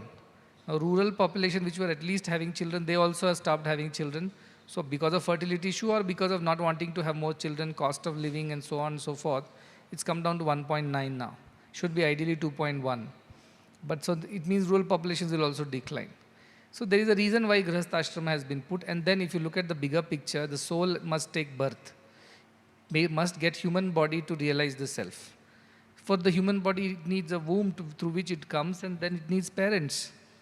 And then it can continue its spiritual journey. Every human soul requires, every soul, Jivatma, requires a human body to realize God. That is, even Devatas crave to take human birth and realize the divinity. But they have jobs to do, so they are not allowed. They are supposed to look after the creation, so they are not allowed to take a human birth and realize God. But it is said that it is only through human birth that we can realize God. So to that extent, Grihastha Ashrama is important. Now, if your soul, your craving is that you do not want to go the passenger way, you want to go the super fast way. You're okay to travel alone, but you want to go early. That makes it faster for you, but also, let's say, it's difficult also. It's a difficult path compared to that. Why? Because, like I always say, balancing on a bicycle is easier than balancing on a unicycle. So when you're alone, you're like a unicycle. You have only one wheel, you have to be very careful, balance and go. Whereas your bicycle, you have two wheels, it's better. If your tricycle is even more easy. If you're four-wheeler, then it is even more stable. So stability comes with Grihastha Ashrama, because all people cannot just realize the oneness of everything very quickly. They need their own time. There are vasanas and samskaras of the past, lot of debts of karma to be settled. All that needs to be looked into. That's why Grihastha Ashrama has been provided for. But what is most important is that once you finish Grihastha Ashrama, you should be very disciplined and strict with yourself to move into Vanaprastha Ashrama. Now, just because Grihastha Ashrama was allowed to you, it does not mean that you can hang in there forever. That's not allowed to. You must quit. Like Bharata's story we heard. He left everything behind, went to the jungles and did his tapasya. But again got caught in that deer thing, and then again he had to be born and again. So on and so forth. But when he really realized the self, when he was born as a Brahmin in that family of the Brahmins, did he go for Grihastha Ashrama? He said, I don't want to go for Grihastha Ashrama. Because now I am capable, I understand, I can straight away go to the sannyasa ashrama. I don't need these middle ashramas. He didn't have brahmacharya ashrama, he did not have Grihastha Ashrama. He didn't even have Vanaprastha Ashrama. He straight went into sannyasa ashrama because he learned nothing from his father. He did not get into a family life. So he didn't have to go to a forest and live in a hermit, like a hermit. He straight went to sannyasa. Shankaracharya straight went from brahmacharya to sannyasa. So some people have that capacity because their previous lives of spiritual austerities, what they have performed, has matured them to directly go there, like double promotion in a class if you are very intelligent. So some people have that capacity, and that is to be respected. So sannyasas can also be done. Grihastha Ashrama is not mandatory or compulsory. If somebody says, no, it is mandatory, no, it is not. Scriptural does not mandate it. If somebody seeks God and wants to go directly to sannyasa ashrama because doesn't want to get entangled in various other responsibilities, it is perfectly given that you can take that path. But again, as I said, it is not for everyone to go that way. They'll have to go step by step, And that is why it takes this path. So which is right, which is wrong, both are right. Though nothing is wrong, because which train is better, which train is worse, that depends on what you can afford. What you can afford, you would choose accordingly your mode of transportation. But it will take you at different points in time. Now, you can't argue there, saying that, how come he reached faster than me? Because he had less baggage, so he reached faster. But at the same time, it also was prone to risk. Fast, if you are going, you can meet with accident. You cannot control the vehicle, then you can also meet with an accident. So slow and steady is the Grihastha Ashrama Dharma. Fast and furious is the Sannyasa Dharma. Swami, it is very difficult to get rid of some childhood traumas and strongly imprinted negative emotions. Though one may get rid of it temporarily, we find it very difficult every time it recurs. How can we navigate through such situations? As I said, childhood is a very impressionistic time in anybody's life. They say whatever the child learns during the first 5 years, including the womb years, so 6 years, let us say. The 9 months in the womb, when the jiva enters, the 4th or 5th month, and from there, the life continues till. So the first 5 years is like sponge, keeps absorbing, and a man learns as much in 5 years as much he learns for the rest of his life. With so many new ideas, new tastes, smells, pictures, knowledge of words, knowledge of various people, language, everything he learns, maximum learning happens in first 5 years. That's why I'm very particular to protect the children. I don't want them to have a traumatic childhood where they've gone through a lot of misery, pain, suffering, trauma, because it haunts them. It's very difficult for them to overcome that. And I knew somebody, even today, till today, she is suffering because when she was young, maybe she was overweight. Now she is not overweight. She is a good doctor, gone through what she had to go through. But till today, whenever she meets me, she says, Swamiji, I'm so overweight. I say, you're not overweight. You look good. No, because the trauma of the childhood of continuously being teased and troubled by others, when she was really overweight child, obese, has stuck with her, and he does not eat, starve herself, suffers. I said, you don't need to do this. That's over. That phase is over. But that fear that what if I put on weight again? Imagine just a weight issue has become such a trauma. It's not even such a huge thing if you look but they're suffering. So like that, children are very precious. We must protect them from these kind of traumatic experiences, because while they grow up also, this one part of them still gets stuck there and suffers. And all the other things get clouded by this one suffering or trauma.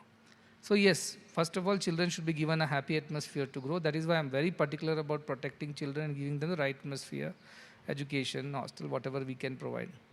Now, some of these traumas are deep-seated. It's very difficult to get rid of them. It's like a very deep wound. It takes a long time to heal. A small cut or a scratch heals in few days. But a very deep injury takes many months or sometimes years to heal properly. So some of those traumas are very deep, which are very difficult to heal very quickly. So you have to accept that first, that yes, you have a problem. And that problem will take time to heal. Second thing I tell them is that you do one investigation. Why does it keep coming back to you again and again? Why these triggers? Why these sudden, whatever, the spurts of emotions in you? Why does it happen? So there is a process called Ekatma Pratyaya Sara. You go down all the way investigating to the root of it all.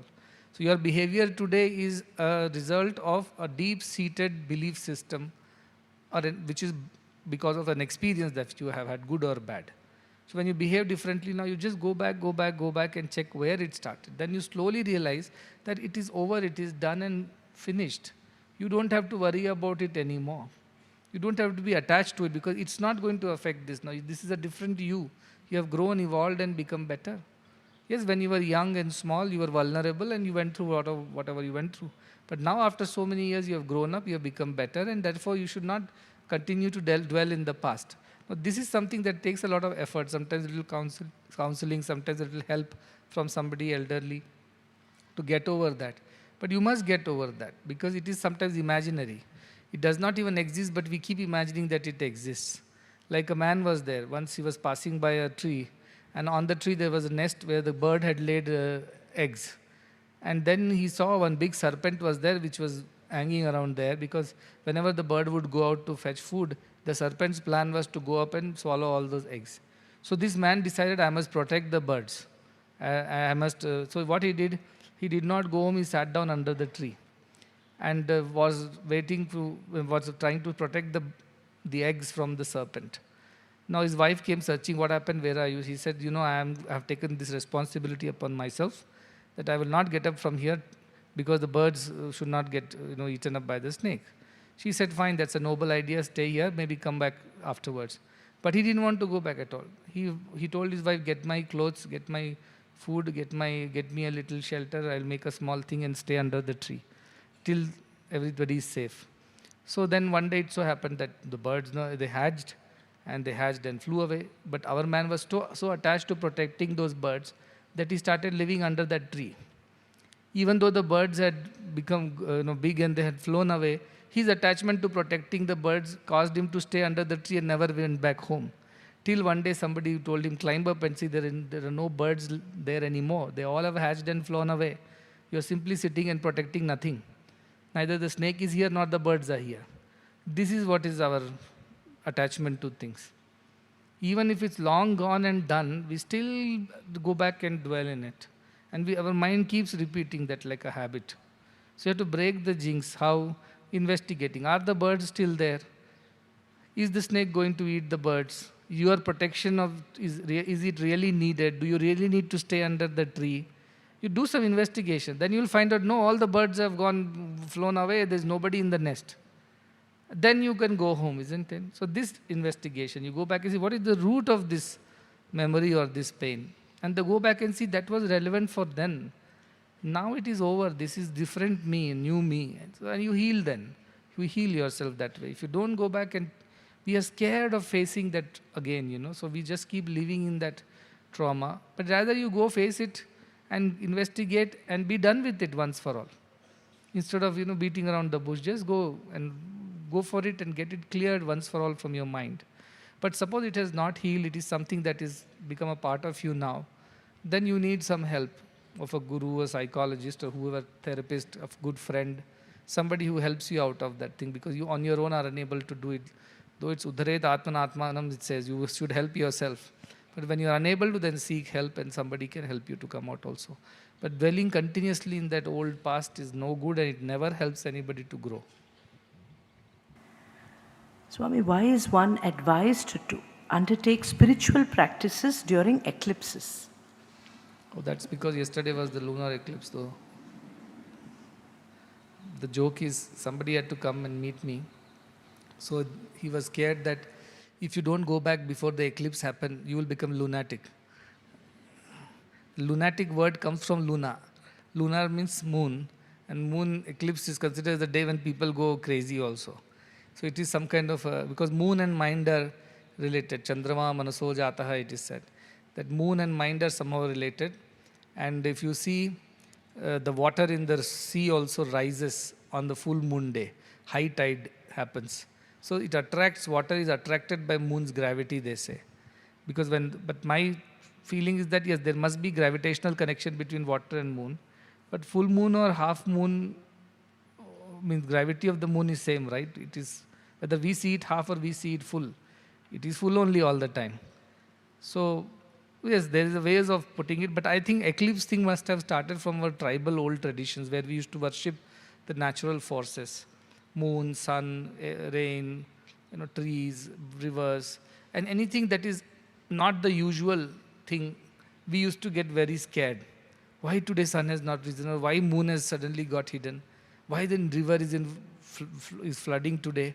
Why the mountain is crumbling today? So we used to worry, we used to, in a way, there was a psychological connection that something is unusual today. It is not the usual day, where rivers are flowing normally and sun is rising and moon is rising and setting. Something unusual is happening, so we used to get alert. And that time, the only way we knew how to deal with anything which was unusual or beyond us, the natural powers, natural forces are beyond us. The only thing we knew was just to sit down and surrender and pray. That please help us through whatever is going on. We do not understand it, but please help us, or divine help us. Or if we believe that the deity is the sun, moon, or the river, or the tree, or the mountain like Govardhan Giri Krishna worshipped, we would pray to them saying, be kind to us, be nice to us, because we believe that there is a spirit that dwells in you. So today is something unusual, we don't understand, but please do not be upset or do not harm us. Like in Rudram also we chant, Mano Mahantamuta Mano Arbakam Mana Mukshantamuta Mano. So we do not, please protect us, please don't destroy us. Mano Vadhi Pitaram Mota Mataram. Do not kill our sons, daughters, ourselves, our lineage. As if Rudra is out with a bow and arrow to kill everybody. So they pray like that to Rudra, please calm down. But Rudras, this Ekadasha Rudras are 11 types of natural forces only. So when we look at those forces, and if they are not normal on any day, we get worried. So the only way we knew how to deal with our worries was prayers. So obviously on any such particular day, we always would sit down and pray, saying that, please help us through whatever is happening. Now, there are scientific reasons also. They say that, anyway, you should not look at a solar eclipse, they say, because solar eclipse has UV or IR radiations and it will hurt your eyes and things like that. Similarly, earlier we used to cook food outside the house. Kitchens were not inside the house earlier. They used to generally cook in the open outside in the courtyard. So naturally, on those times when the rays of the sun or moon are not nice, or very strong or detrimental, we do not want to leave the food out there. So because we do not want anything to go into that, or it should not get spoiled. Nowadays we cook inside.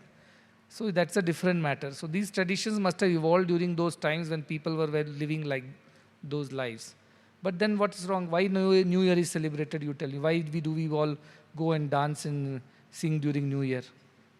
That is an illusion only. Time itself is illusion. Calendar is one bigger illusion than time. Actually, English calendar is worse than The Gregorian calendar is worse than our Chandramana, whatever we use, our Panchangam. This is more accurate than theirs. This tells you there will be a Shunya Masam because we have to account for these many days of missing time. So they had their own pattern and things like that. But we just go and celebrate the New Year. Why do we celebrate the New Year? It's just a moment in time which gives you a little poise or a pause to sit and reflect on whatever happens. So whenever something unusual happened in our lives, we always paused, thought about it, and when we did not understand, we prayed to God, saying, please help us through whatever is going on right now. So I believe that all these eclipses and things, traditions must have started like that. And then it has become a part of the cat under the basket and all that. So it has become a part of our ritualistic worship. But I don't mind is because at least for that reason, you behave and you pray and you at least do something nice on that day. So I think it is only to that extent these are significant. If you go by our tradition, it is believed that Rahu is swallowing off the moon or something like that. So anything unusual, they think of it something negative is happening. So we have to ward off that negativity with something positive. And positivity is prayers and such rituals. So I think that's all is the real significance of it. Scientifically, I do not know how much of those rays affect us or how the moon affects the mind and the tides and things like that. Because even if you chant Mantra Pushpam, it continuously says, it says everything is water. The one who knows the water, he knows everything, they say. But what is that water? Not the H2O water. They're talking about this consciousness which is, like water, it is everywhere, like the ocean, and we talked about the waves in the ocean. So when you say, Yopam Pushpam Veda, Apam Pushpam Veda, Pushpavan Prajavan, he becomes prosperous, he becomes wealthy, he becomes knowledgeable, like that it says. Chandramava Apam Pushpavan. So Chandrama also is based on water, it says, Apam. And like that, Ayatanam, the basis of everything is that water only, it says. The one who comes to know the basis of that will come to know the whole universe. But these are all symbolic poetry, which simply says, know the self and you know everything. The rituals were only put to, as I said, help us think of God during those times. I do not know much of the significance, except that probably because it is not usual, the energy is not usual, because in a regular day, sun should be rising and setting, moon should be rising and setting, earth should be going about, and we go about doing our things. When something unusual happens, for some time the sun's rays are not reaching us, or moon's rays are not reaching us, obviously there is the energy balance must be getting disturbed. Like a river suddenly gets flooded, it disturbs the balance of the nature.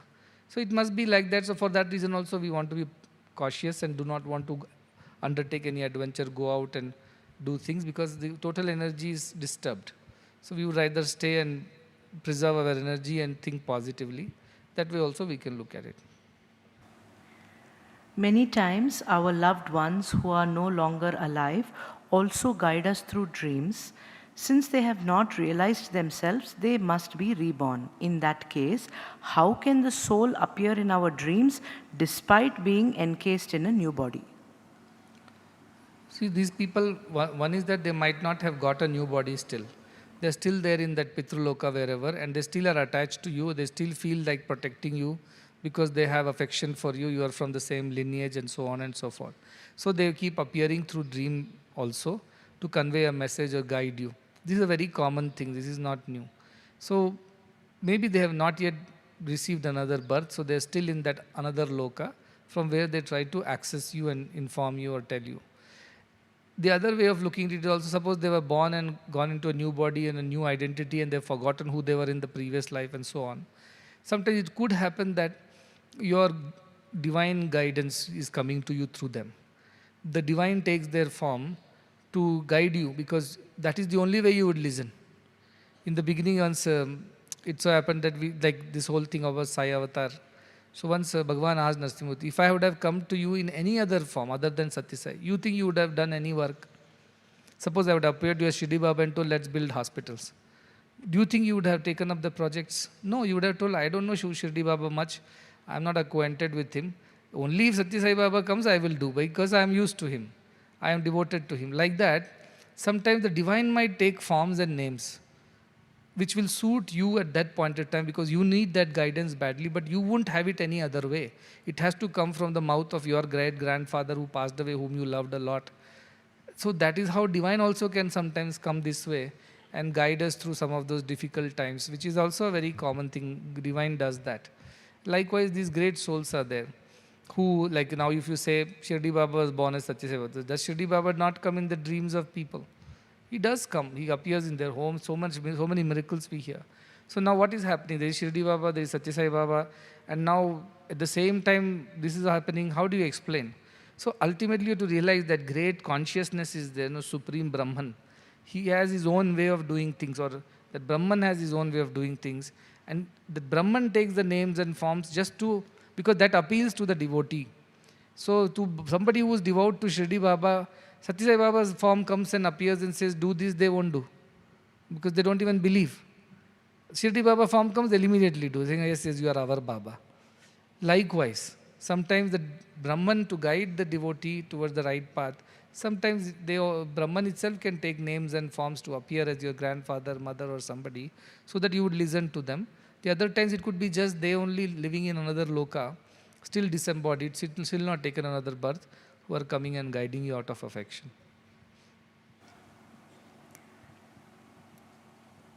Swami, we observe that you enjoy the state of pure consciousness, yet you are involved in minute details of various projects.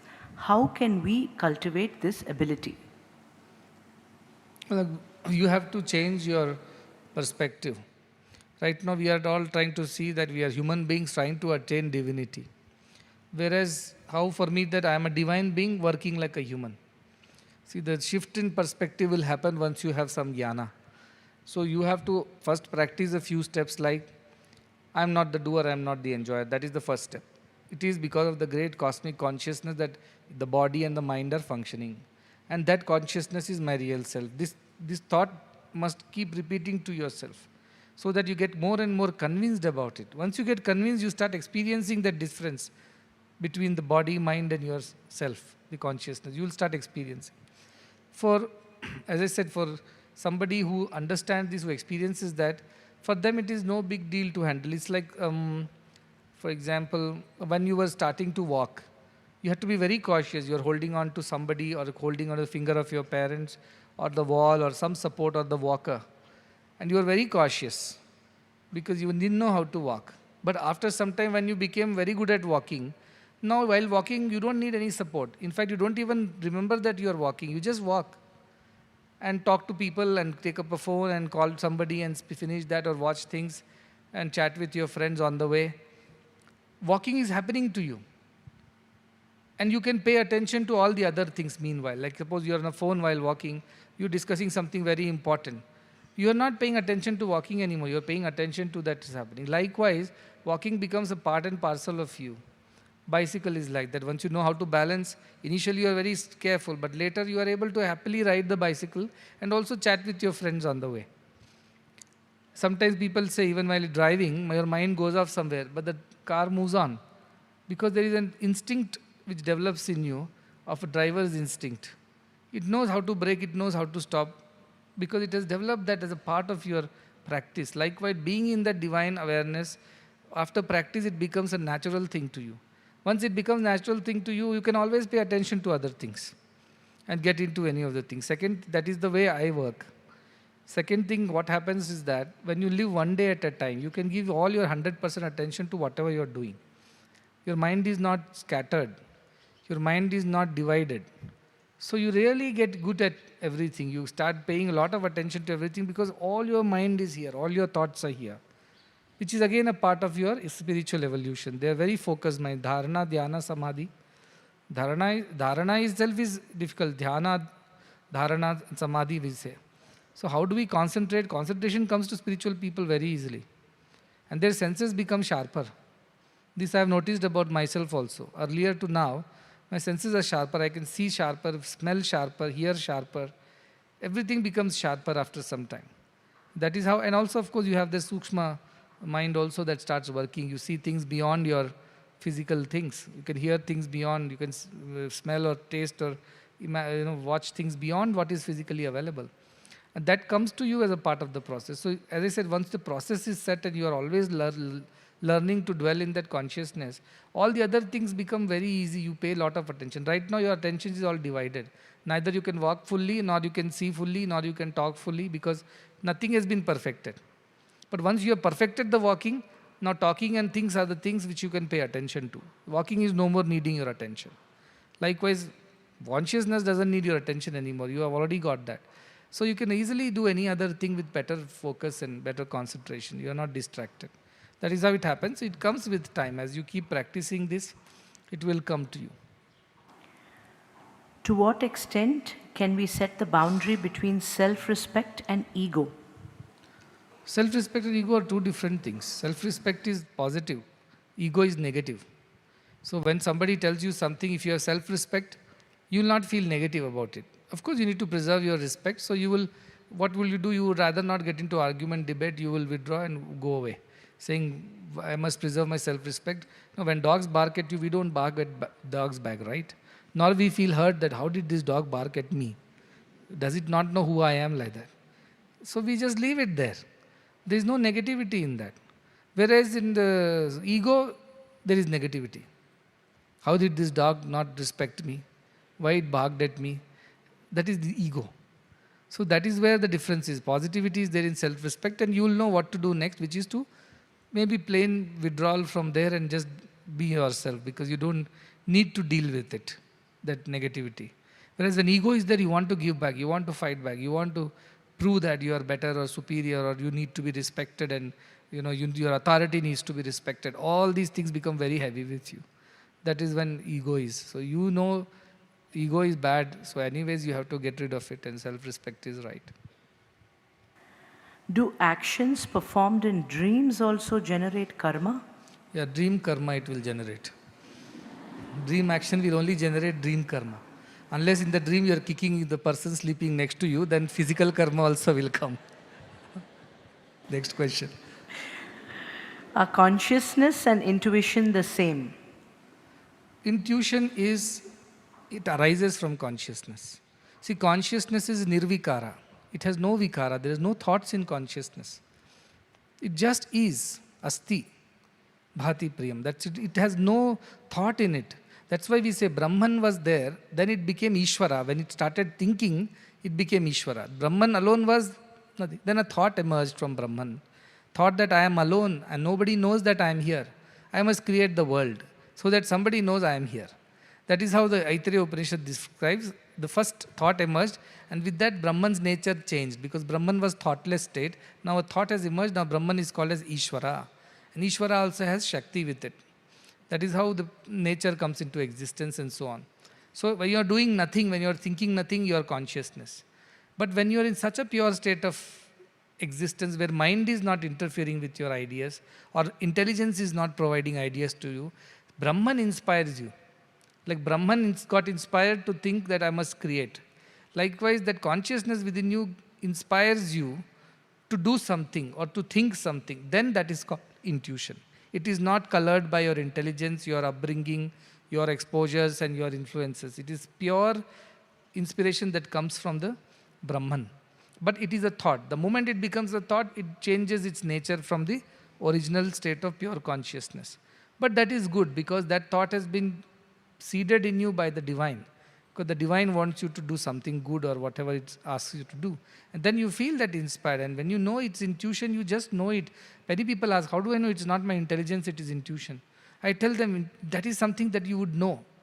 When you know this is your intuition, there is no confusion, no doubt, no fear, no anxiety, no worry of the outcomes, failures or successes. All these don't exist.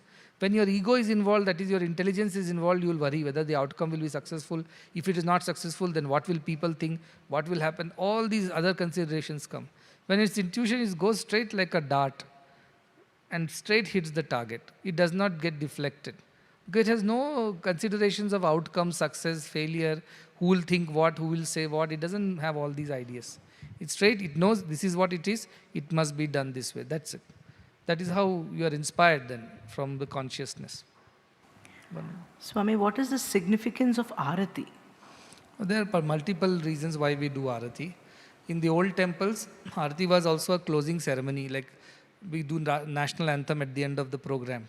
It is a way to convey that this is the closing ceremony, and the deities also conveyed that we have finished your puja, we have done all the Shodashopacharas, and final Upachara is Nirajanam, Arati, which tells the deity also that we are finishing our duty towards you and now this is the closing ceremony. And that's how we can take leave of the deity. Otherwise, you can't sit there in front of the deity whole day. So that was one way of conveying. The other way of looking at Aarti is that generally our temples were very dark. There was no electricity, and Garbhagudi was made dark because it was supposed to store the energy that comes from the Shikhara into the deity. So it was like a high-powered dynamo type, producer of energy. So things were very dark. So people can't see the deity, and generally deities are also made of black stone and dark stones. So it was not easy for us to see deity visually. So when Aarti was given, the Pujari would take you through from feet till the toe to the top and the top to the toe. The Aarti will be waved so that you can have the darshan of the deity, you can see all the things. Many times when you go to temple, they even tell, now I am giving Aarti, and now have the darshan of the face of the deity, the shoulders, the hands, the navel, whatever, the stomach, the legs, the feet, like that they show through the Aarti. That was one way why Aarti was done. And the third reason is because they say Aarti also is done with camphor generally. Camphor is your ego. So by the end of your prayers, your ego should have melted away and dissolved into the Brahman consciousness. And when you go back, you should go back relieved of that ego identity. You should melt away like the piece of camphor. That's what Bhagavan used to say. They should melt away like the piece of camphor. Their ego should melt away by the end of the prayer. If that does not happen, then what is the point, used to say. And also this is also to ward off evil energy, they say. If many people do Aarti, it is a process of warding off evil energies, because fire is a positive energy. And when you do a deity's worship and finally you wave the Aarti, all that which is negative, because so many people come and go to the temple, not all are nice people. So all that cleanses the entire atmosphere. So many reasons why Aarti is performed that way. How to differentiate between Atman, intellect and the mind? Go to master the mind and listen to that all over again. I can't answer ABCD now. We are in university. Okay. What is the state of the soul when it is entering and exiting the body? Depends on the body, what kind of body it is. Suppose the soul realizes all my sins of the past are taking me into the home of a criminal and being born in the family of a criminal, it will be miserable. But it can't avoid because its karmas will pull into that body. So it's miserable. Similarly, while exiting depends on what it has done all its life. If it has done nothing good, the soul is miserable again while exiting. Saying, I have wasted a whole lifetime and achieved nothing. I forgot that my true purpose was to be kind and nice and devoted and realize the self. I didn't do anything, so it's miserable again. In Aitareya Upanishad it comes that the soul is born again into the womb. It feels so terrible as if it has been changed with thick iron chains and bound and tied. It feels so imprisoned and restless. But with jnana, it breaks all the chain and relieves itself. Symbolic way of saying that when soul enters the body, it feels like it is being chained down. It has been bound into a body because it is free, but now it is going to suffer in the body. So when it exists, breaking all the chain, it feels free. So depends on what exactly has happened in the past and what kind of life or birth you are going to take. There's a very interesting book called Many Lives, Many Masters by Brian Weiss. He is somebody whom I read in my UG days. Somehow somebody told and I just have happened to find the book in the library. And I simply started reading it out of curiosity because I was quite a curious reader. I was not a voracious reader like Narasimhamurthy, but a curious reader. If something interests me, I will definitely try. And when I was reading that, I learned that how this Brian Weiss had done many experiments on people through hypnotherapy. And then he keeps telling the details of when the soul is exiting and then again entering the new body. And in between when the soul is going through the transition, what are the thoughts or what are the emotions that the soul is taking with it. We know the Karana Sharira is there, Sukshma Sharira is there and Sthula Sharira. So when we die, only Sthula Sharira falls away, the physical body. The mind bundles up with all its karmas and continues its journey. So that is what it sticks to. The soul alone is Karana Sharira. But Sukshma Sharira is the mind emotions that are stuck to the soul now. Soul is the carrier of all the mind and emotions and vasanas, samskaras of the past. So when it enters another body, it brings all the vasanas, samskaras into the next body also. So that is why what you think at the last moment depends on what you have done all your life. And that decides where you enter next.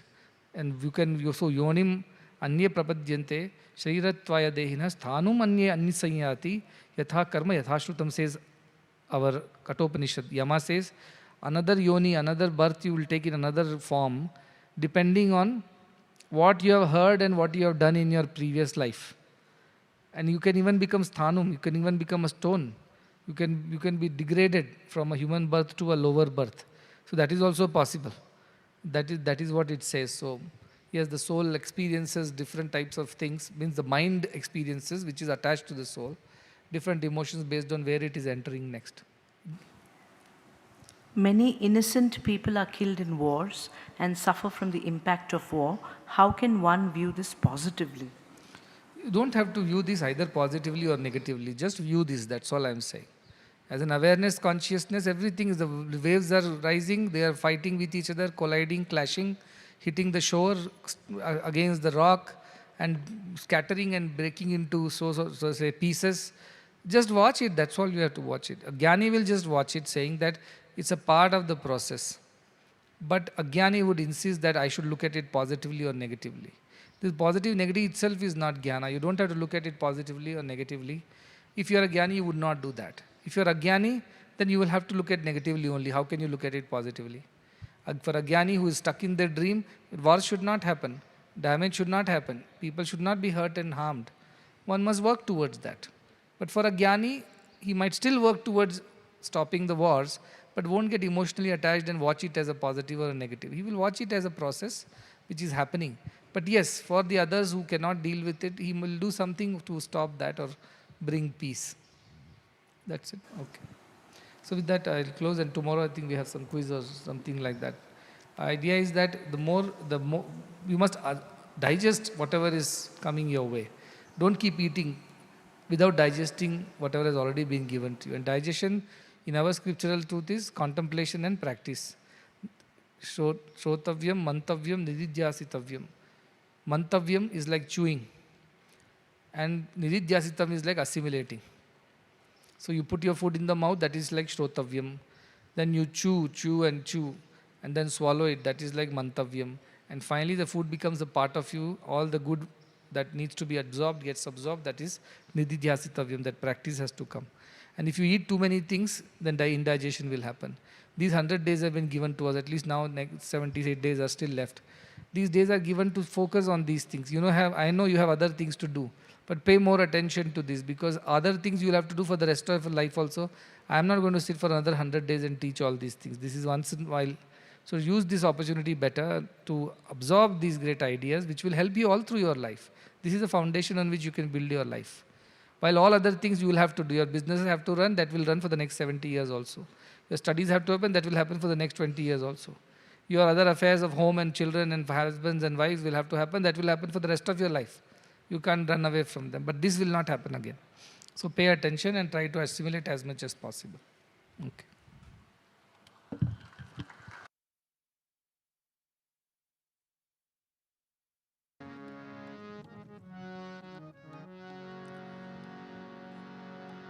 सर्वसुगुण सिंधवे सकल सुजन बंधवे, सर्वसुगुण सिंधवे सकल सुजन बंधवे, गुरवे मधुसूदनाय महितमंगलम्, सद्गुरवे मधुसूदनाय महितमंगलम्। दीन दुखित पोषकाय दान धर्म प्रेरकाय, दीन दुखित पोषकाय दान धर्म प्रेरकाय, सर्वलोकहितरताय सर्वमंगलम्, सद्गुरवे मधुसूदनाय महितमंगलम्। वेदनादवर्धकाय विश्वशान्तिस्थापकाय, वेदनादवर्धकाय विश्वशान्तिस्थापकाय, ब्रह्मज्ञानबोधकाय दिव्यमङ्गलम्, सद्गुरवे मधुसूदनाय महितमङ्गलम्। सदय हृदय राजिताय सुमन सदन शङ्कराय, सदय हृदय राजिताय सुमन सदन शङ्कराय, शरणमुक्तिकारणाय मोक्षमङ्गलम्, सद्गुरवे मधुसूदनाय महितमङ्गलम्। सत्य साईनः प्रियाय सत्य प्रेम विग्रहाय, सत्य साईनः प्रियाय सत्य प्रेम विग्रहाय, नित्य शुद्ध निर्मलाय नित्य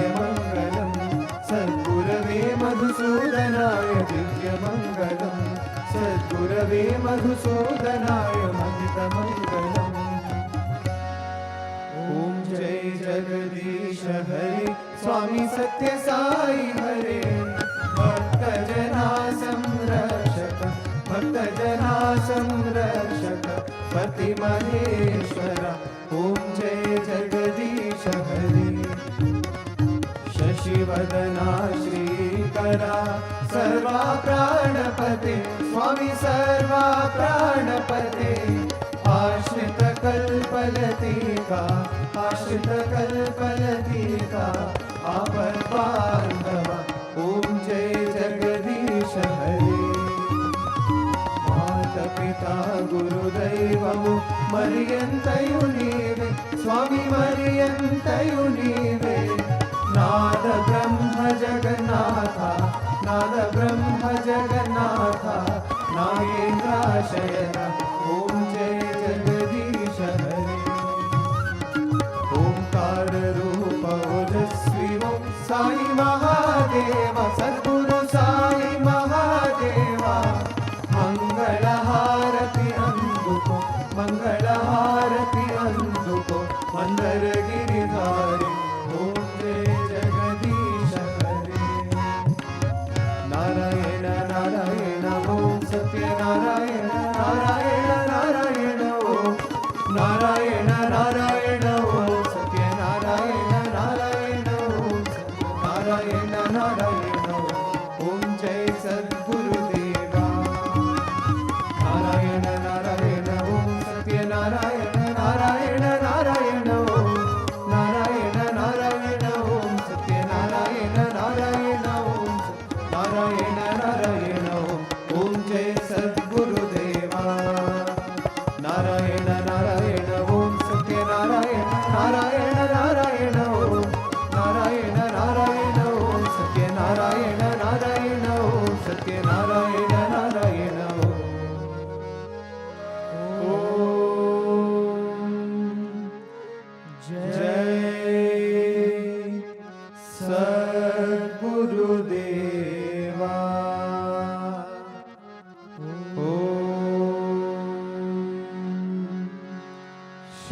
शांति शांति शांति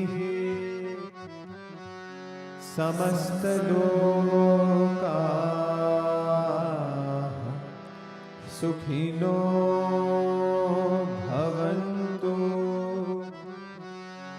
समस्त लोका सुखिनो भवन्तु समस्त लोका सुखिनो भवन्तु